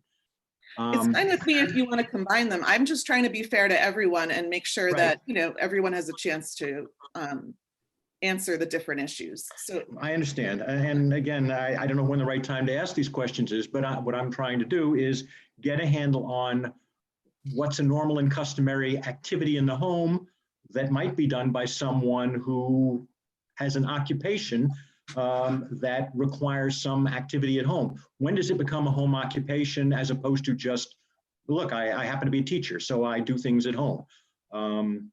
Right, the code doesn't offer you a whole lot of help there. What the code says is that a home occupation is any use customarily conducted entirely within a principal structure and or other structure accessory thereto, and carried on by the inhabitants thereof, which use is clearly incidental and secondary to the principal use and does not change the character thereof. Right, I've read it. It doesn't say anything about money being exchanged, but it certainly doesn't say anything about payment for time being, I think that, you know, one of the things that we took issue with is that the applicants have introduced a test, which is that once people start paying for their time, then it's a home occupation. And that's just not anywhere in the code, or it doesn't even stand to reason. There are lots of people who produce things in their home or produce art, produce, you know, wooden furniture, are bakers, are writers, whatever they do for their occupation where they're producing something in the hopes that either later they'll sell it or it will have some other, you know, economic benefit for them. I don't think that being paid for your time is an essential part of conducting an occupation. Okay, well, what the man, you sort of, it sort of is not directly what I'm asking, but it certainly plays into it, because what I'm trying to understand is when does it become a home occupation as opposed to something you do in the home? And that may or may not have to do with compensation for it, whether that compensation be on an hourly basis or be it's on a project basis, or I don't know on what basis, but at some point something becomes a home occupation. For instance, you know, if my son plays the tuba and you know, the next door neighbor has a child who plays the trombone and somebody else's child plays the drums, and they get together, they practice because they want to be in the school orchestra. You know, obviously they can do things like that. Well, they're kids. I mean, if they lemonade stand, you know, you can be an older kid. Maybe, you know, when I retired, my son gave me a mandolin, and I gave it up because I was awful at it. But you know, again, help me with understanding when something becomes a home occupation. At what point, if you can be somewhat. I mean, I would suggest to the board, and you know, you can create your own, you know, judgment on this. I would suggest that when it's a main part of what you do as part of your career or your, you know, the way that you, how do I even put it? I think at some point, whether you have to either think about, I'm trying to think of a good way to answer your question. I mean, it seems to me that the big problem here is when you cross from a home occupation into something beyond a home occupation. The question you're asking is when you cross from a personal use into a home occupation. Is that what you're trying to get at? Not exactly. And obviously we will be the body that decides this. I'm asking you on behalf of those people who are speaking at the public hearing, if you can help me understand when a musician, for instance, goes from playing an instrument or playing an instrument with friends to. Well, I mean, I think that in the application materials, somewhere in here, and correct me if I'm wrong, it says that Sean's occupation is as a musician. So you know, to me, then that becomes a home occupation.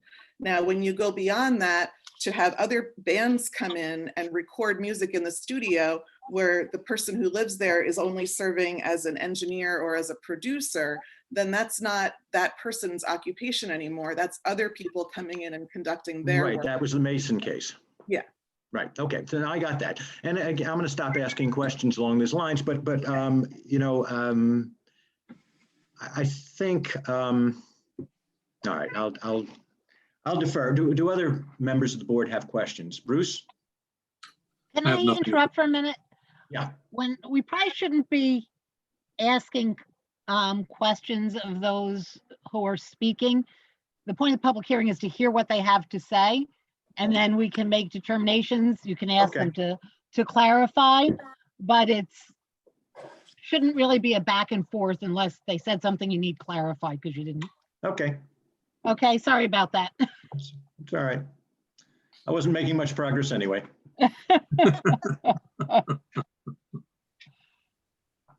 Bruce? No, I have nothing further, Cliff. Okay. Charlie? No, not right now. Bill? Nothing at this time, no. So, good, Cliff, this is Mike. We have two more speakers who wish to speak. So if Emily, if you were finished, I'm going to mute you temporarily and we will move on to the other speakers. Thank you. Okay, so the 5180 person, you are, your mic is open. Hi, how are you? Can everyone hear me? Yes. Yes. Great. Okay, so my name is Jesse Marcus. I'm the next door neighbor to the Hoots property. I've been living on Kotelko Lane for 15 years, and I've also been the president of Kotelko Lane, which has basically been managing and maintaining the road and working with the contractors, et cetera, over the years. And a few years before Hoots had moved here as well. And I'm also a local realtor with Mary Collins for 20 years, so I can speak a little bit to that. This is hard. It's hard to trust this situation because since the Hoots bought their property a few years ago, it really has been nothing but trucks, vans, cars, etc., nonstop. And a music studio business at the end of Kotelko Lane would absolutely negatively affect the neighborhood. We have all purchased in this R2 zone for peace and quiet. And we have 26 opposed neighbors that surround Hoots property, not only on Kotelko, but on the other side of the stream, the Millkill and Raycliffe. And basically, there are a lot of neighbors that bought in this area for peace and quiet, and they were very nervous about the situation. And we've been, you listen to them, and we go on about noise and decibels and all this. There's a lot of technical terms that are just over my head. And then the Hoots talk about that they hear excavating, they hear, parties at the neighboring houses and Prince music and this and that.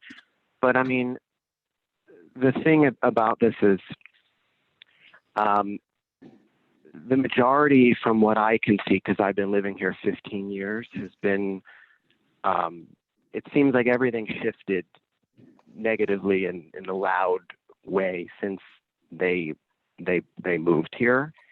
And I have to say that as a real estate professional and speaking to a lot of other associates of mine as well, I know that it would negatively, and this is my opinion, of course, and others, but it would definitely, a music studio business in this district, in this area, including Raycliffe and Kotelko, would negatively impact the market value here. I just think it's just odd because for years we've been kind of talking to the town, and it was from the very beginning, it was our understanding it was just for personal use. It was a guest house. This wasn't going to be a commercial venture. But this thing, from the very beginning, we were told by the Hoots that they were going to have a little music studio behind their house. It was going to be accessed from another road, and that didn't work out. And then little by little, like, this thing kept getting bigger and bigger. I mean, there's a reason why we're all here today. I mean, there's like, here we are. It just, it just feels like even when we wanted to talk to them and we had questions for them and we had a set Kotelko Lane Association meeting set, 10, 15 minutes before the meeting, they would cancel. They wouldn't respond to an email until finally, it was past a potential date to argue a permit. I mean, it just seemed from the very beginning, they were always a step ahead. And it also just felt like every time we talked to the town, we were reassured on so many times that, like, no, that you can't have a music studio business in that area. And okay, maybe Sean is not going to rent the space out, but he's going to be there as a producer, which is going to, in fact, have bands come perform. It's a 4,500 square foot, $1.5 million music studio. And it's going to be professional music studio. It's going to increase traffic. And there will be vans. And as far as the yellow truck that came down the other day, it was a truck, a minivan, and 2 cars. It did come during the week. It stayed for about a week. Maybe it was just another contractor because they seem to have so many problems with their homes and contractors, and they just keep building and rebuilding. And I mean, it's, I don't know what's going on with that. But all I can say to that is around that time, and being the president of Kotelko Lane, everybody complains to me. The neighbor directly across from them called and said, and it was in the evening. I don't know if it was a Saturday evening. I don't know the exact time, but she heard music, and it was around the time that that yellow van came with the minivan and the 2 cars, and then they had left, a week later. I don't know the exact time and date, but I do know that we as residents bought an R2 zone for a certain type of lifestyle and not to be next to a commercial business like this. And you keep talking about, like, well, what does it mean to have a commercial music studio business? I don't know. But what does that mean if you approve this in this district? Does it mean then on my 3 acres I can create a wedding venue with 30 small wedding venue or something? I don't know. But it just feels to me like there is a zoning code, there is a law, and it's really up to the town to decide if they want to implement that or they want to just approve this, because now this structure has been built, which I'm not even sure if it was even allowed to be built twice the size of their house and in the way that it was. But here we are, and I think that's all I really have to say. There's so many letters from so many different neighbors, and a lot of them are not able to be on the call or they're nervous to speak. But I mean, I don't know, there's so many of them that we sent to the town over the last week, and there's 26 opposed emails. Just one letter to speak of, just how, again, they, every letter is that people just bought for peace and quiet, and they really do not want to have a music studio business next to their house. Here's one from neighbors directly behind them, and now their back deck is the view of the music studio. It's on the other side of the Mill Kill on Hemlock Lane in Raycliffe. We are opposed to the idea of a commercial music studio anywhere in Raycliffe areas, as this private community is supposed to be residential only. We bought a house here deliberately for the solitude, tranquility, and privacy. We enjoy walking to the sounds of nature and not to someone else's music. We like to take walks on the private road with our dogs. A commercial music studio has the potential to change the character of the area and invite further encroachment on our tranquil neighborhood. Brian and Elise Abraham. So, I mean, the letters just go on and on. I could keep reading them, but I'm not going to. I'll leave it at that. Thank you for letting me speak. Thank you very much, Mr. Marcus. And we have, I think we all have fairly thick files that contain a number of letters and emails from various neighbors, some in opposition, some in support of. But I can assure you that we'll look at every one of them. Great. Thank you so much, Cliff. You're welcome. Okay, Cliff, the next person we have to speak is the person at phone line ending in 3512. You are unmuted.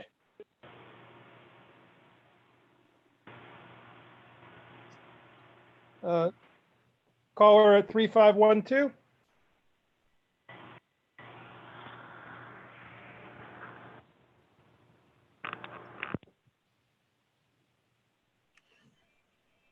It's an 845 number. 845-626-3512.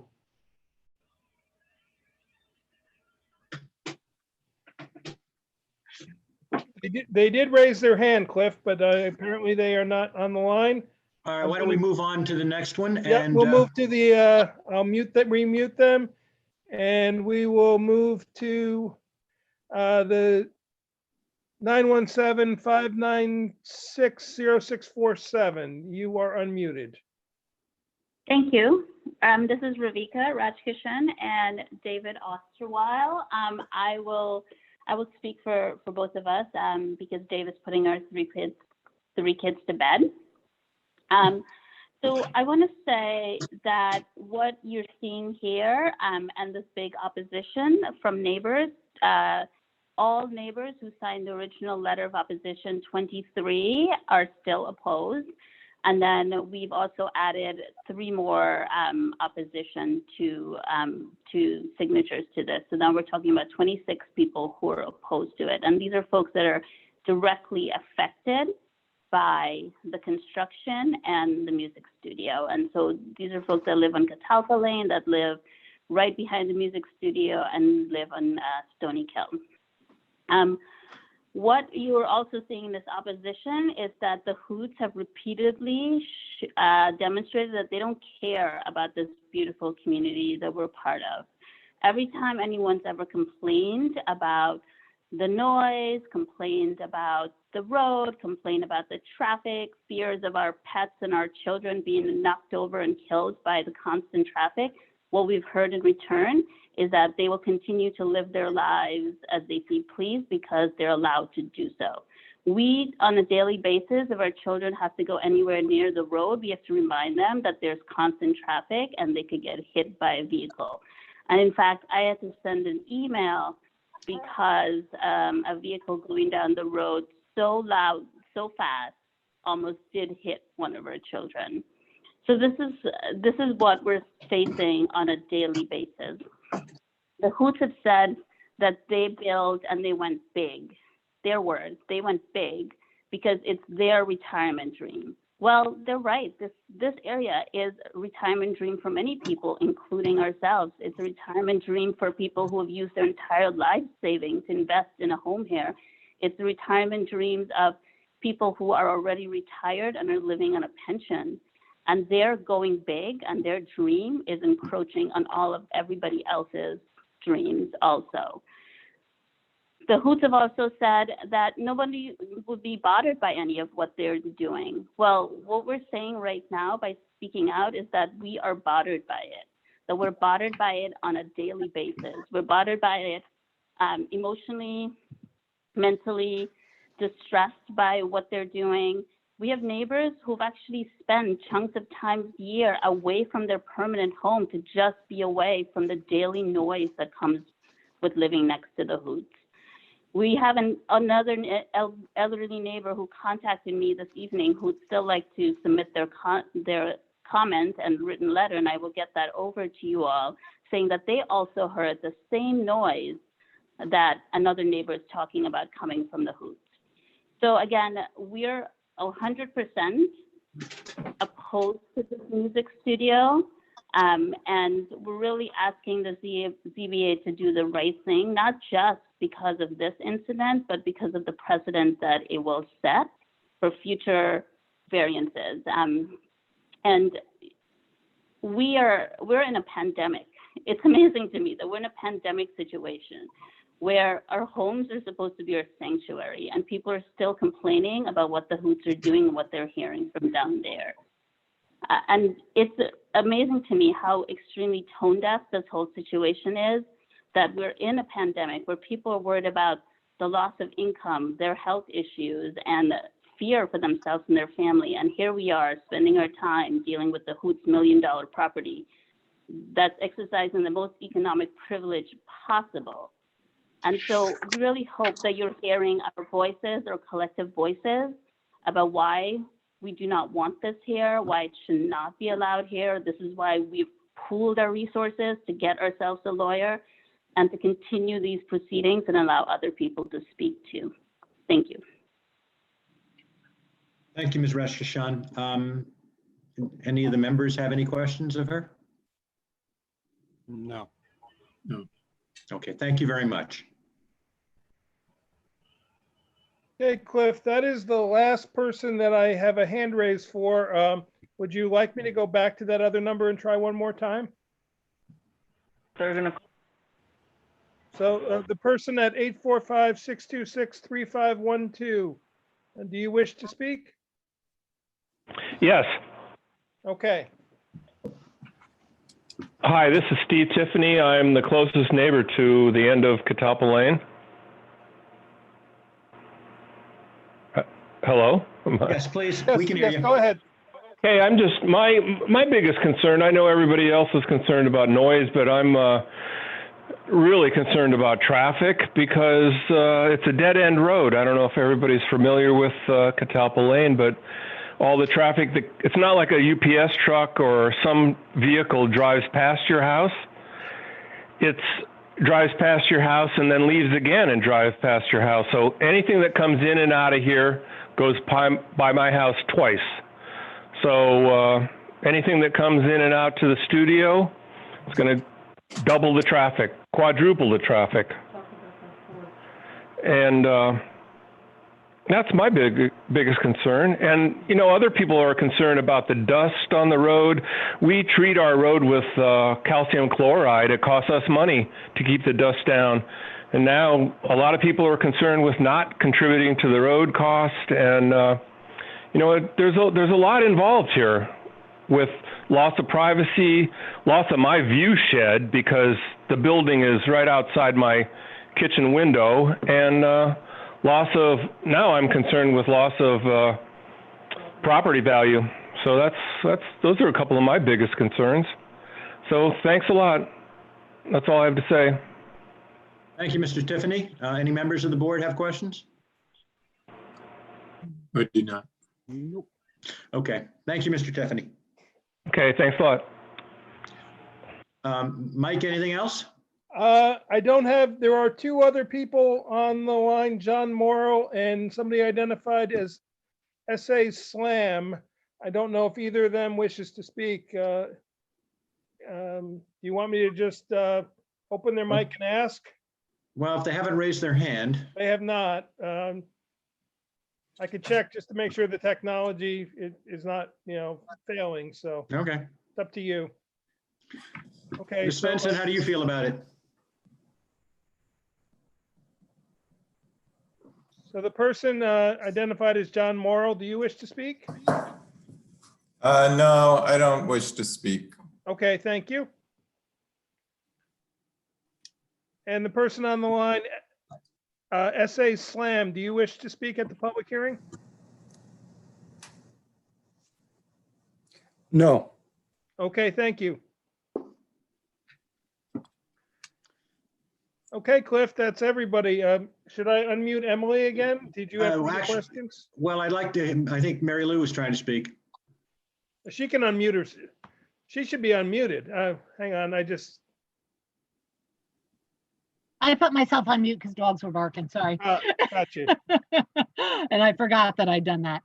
I think we just want to make sure that we get on the record that we do have letters that came in. We just got one from Steve Fornell yesterday or today. And I don't know if Brianna has the names of the other people who have written in. I got a package. I got a package from Brianna that includes Mr. Fornell's letter and a number of other letters.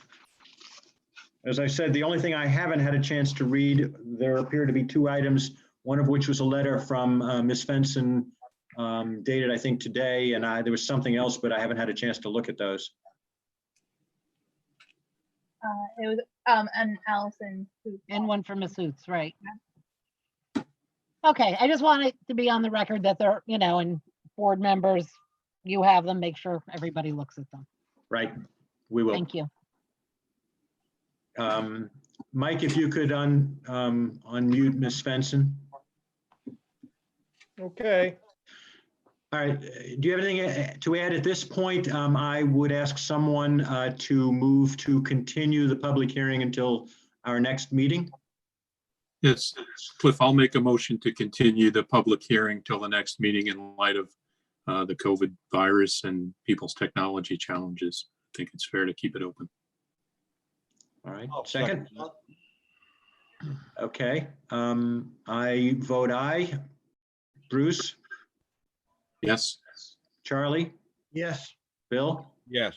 Aye, okay, motion carries. So we will continue the public hearing in this matter until our next meeting. Okay? All right, we ready to move on to the appeal?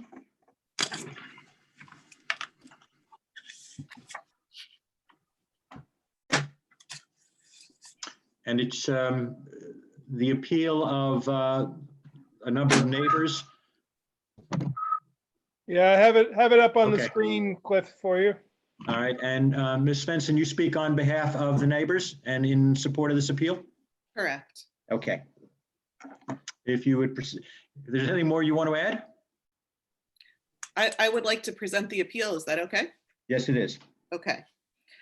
So essentially our appeal is an appeal because the proposed use is not a class 2 home occupation. And so what we're appealing is that when the applicants proposed a zoning permit application, the building inspector denied that application, and he wrote home occupation class 2 proposal exceeds 500 square feet of floor area variance required.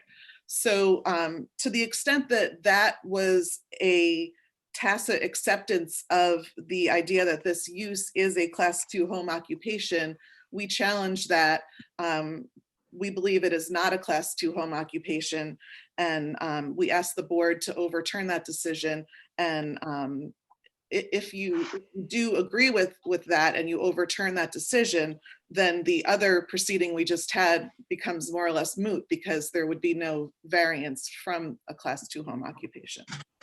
So just procedurally, that's where we're at and how these things interact. The reason that this is not a class 2 home occupation is outlined in our letter of March 25th, which I think you should all have. And I won't go through it in gory detail because I know it's getting late. But you know, the essence of it is that perhaps what's happening in the studio now is a home occupation, but what's proposed goes well beyond a home occupation, because what's proposed is for other bands to come into the studio and record their music, which might be their occupation, but it isn't the homeowner's occupation.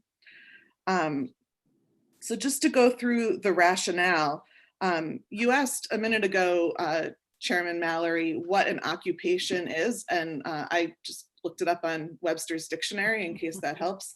And Webster's defines an occupation as an activity in which one engages or the principal business of one's life.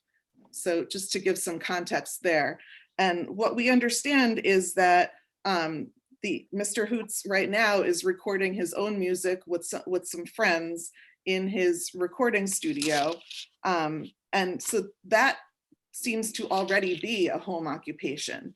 What he's proposing to do is to provide his services as contributing composer and or producer while recording others' music. And I think last time when this was discussed at the previous ZBA meeting, the terminology was to serve as an engineer or producer when other people were recording their music.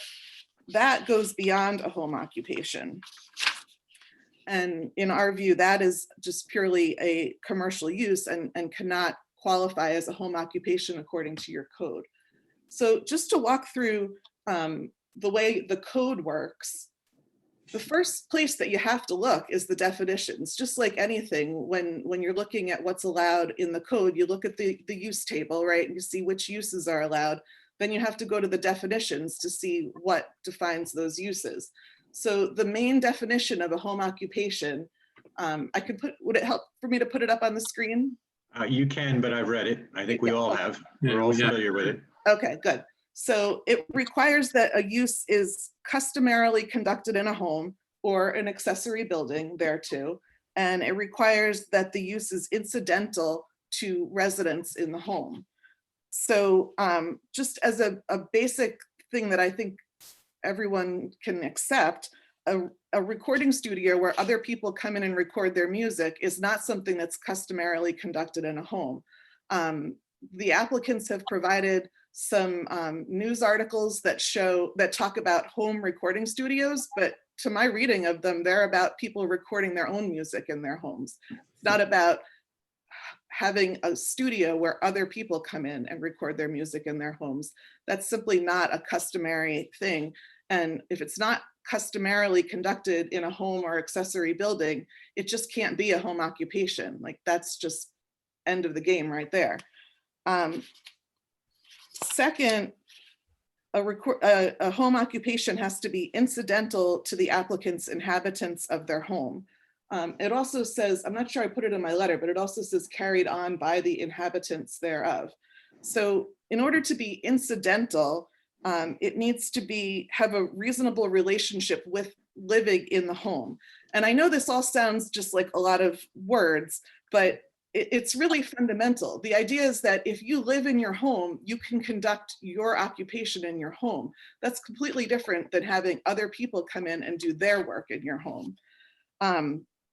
And so when I did some research on how courts have interpreted the term incidental in the context of a home occupation, a very instructive case popped up, which is about a recording studio. And in that case, the court reviewed a city determination that a tenant who was operating a recording studio in his home, where he was there, he was part of it, he was providing technical services, but other people were performing the music.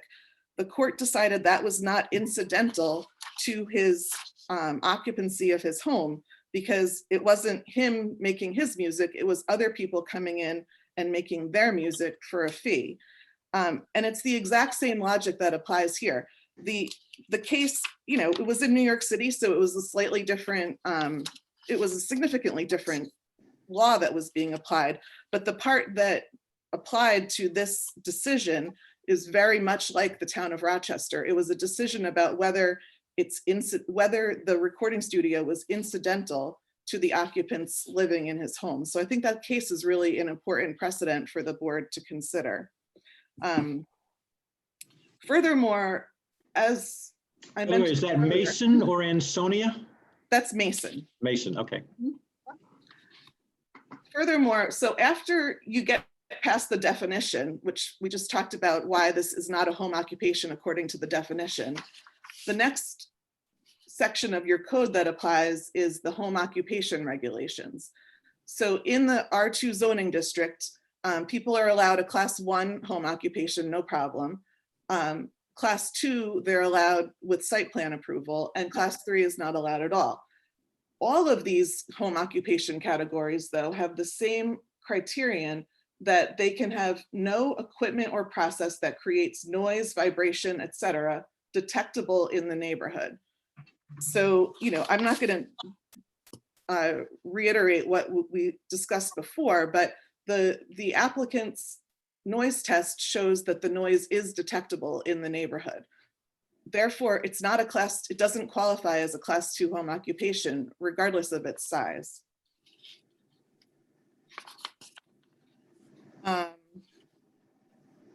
Furthermore, once you get into the class 2 home occupation requirements, would you like me to put that up on the screen, or you all have it to look at? We have it. Okay, great. One of the defining characteristics between the different categories of home occupations, and I talked to Steve Furnell about this because he was part of, I guess, when the town wrote these regulations. It was very important to the town that the size was one of the defining characteristics. They didn't want large home occupations in residential neighborhoods. So class 1 is up to 250 square feet. Class 2 is up to 500 square feet, and class 3 is up to 750 square feet. So that's one of the defining characteristics. And this proposed home occupation, or what it's really not a home occupation, is well over even the class 3 category. Furthermore, it requires mechanical equipment that's different from a residential use. It involves amplification equipment, recording and mixing equipment. These are not things that are typically found in a home.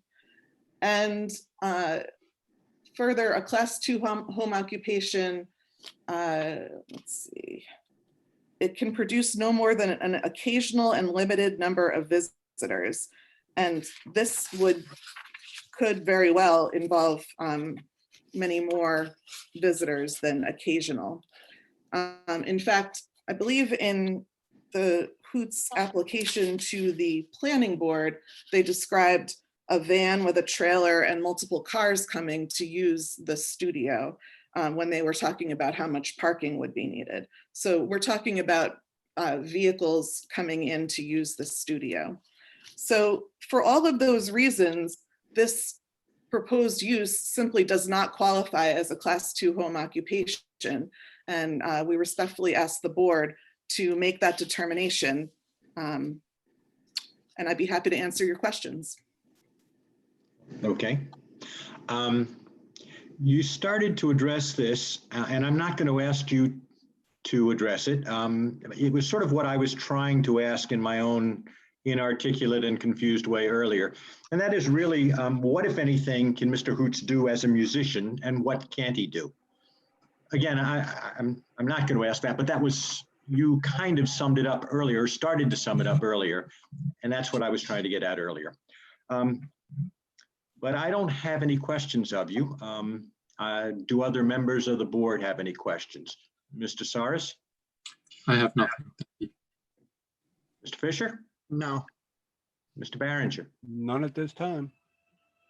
Cliff, Okay. it's Mike Baden. Should we let the other people who are the sort of the co-applicants? I mean, Emily is representing them, but they are the ones bringing the matter for consideration. So should we open their mics? Well, it's not a public hearing at this point, and I would say if Ms. Svensson wants to have any of them speak, she's certainly entitled, I guess, to make them a part of her case. I think we're okay for now. I think that, we've presented the facts and the law that we asked the board to consider. I do have one that has raised their hand, so Okay. I'll leave it to you. That's fine. Fine with me. Okay, I will unmute. This is the 0647 person. You are unmuted. Thank you. It's Ravika Rajkishan and David Osterwile again. I just wanted to clarify, by continuing to open up the public hearing, does that mean that we can still submit from neighbors their letters of opposition? Yes. And in fact, there will be a public hearing of this appeal also. Okay, thank you very much. That was my question. You're welcome. Okay. Ms. Svensson, do you have anything further you want to present this evening? No, thank you. Okay. Then I will entertain a motion to schedule a public hearing in this matter. I'll make On that this, motion. we do have to have a date because it's our first public hearing that we're scheduling. We have to have a date, and so the May meeting, Rihanna, do you know what day the May meeting is? The 21st? Yep. And what I would recommend, because we also have to have the place of meeting, is that we say that it's going to be another video conference with YouTube and teleconferencing with details to be provided. Because one of the latest governor's executive orders says that we can continue having meetings in this manner until the end of May. May go on longer, but we have to have a place. So I think that with the pause order being at least till the 15th, we should do this by video again in May. Okay, all right, that's fine. Should we add in the alternative in the event that we are able to hold it in person, we schedule it where we would normally schedule it? Well, Or- I'll tell you where we have You very could do both. particular, well, we have very particular notice requirements. And right now we have 2 executive orders. One which puts us on pause until the 15th. The other that says public meetings can be held virtually until June 1st or May 31st. And if we find out not until the 15th that we're being taken off pause, I don't know that we're going to have enough time to get out amended notice saying that we're going to have it at town hall. Couldn't you still do a video conference from town hall? We could, but you don't want to put that it's going to be at town hall because maybe it can't be. Bruce, I suppose we could always, if it's lifted, we could always show up there and instead of, right? Yes, Just for clarification, it would be the Harold Lipton Community Center. Town Right. Hall is not. right at the, Yeah. Thank you. Okay, so why don't then, would someone like to make a motion that a public hearing be scheduled for May 21st via video conferencing pursuant to the executive order? I will make that motion. at All right. 7 PM. I have to have the time in the motion too. At Sorry. 7 PM? Yes. Okay. Is there a second? Second. All right, motion has been seconded. Bruce, are you in favor or against? In favor? In favor. Mr. Fisher? In favor. Mr. Barringer? In favor. I'm in favor also, so motion carries. We'll schedule a public hearing in this matter to be done via video conferencing on May 21st at 7 PM. Okay, Thank you. great. All right, so that concludes this agenda item. Let's see, what else do we have? 5 minutes.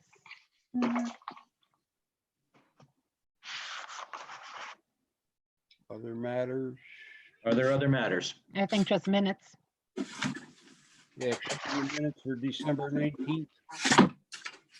Yeah, there it is. It's up on your screen, Cliff. All right.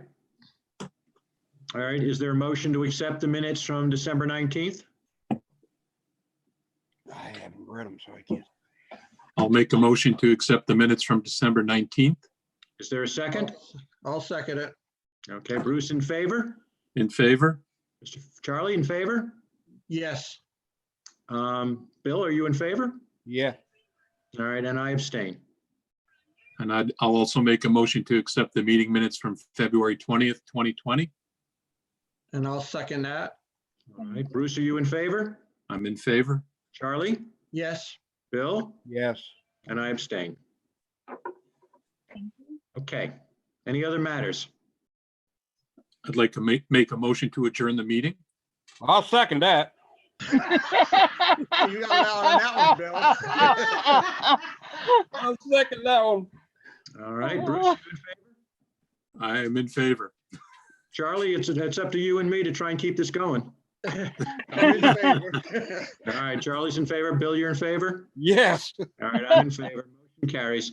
Thank you all very much. To the board, thank you very much for dealing with this technology and There, that's Very appreciated. Thank Be you, healthy, Mike. everybody.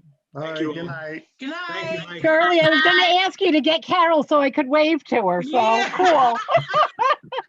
Yeah, I Miss you guys. Yeah. It's okay. But, thank you, Mike. Goodbye. Bye, everybody. Stay safe.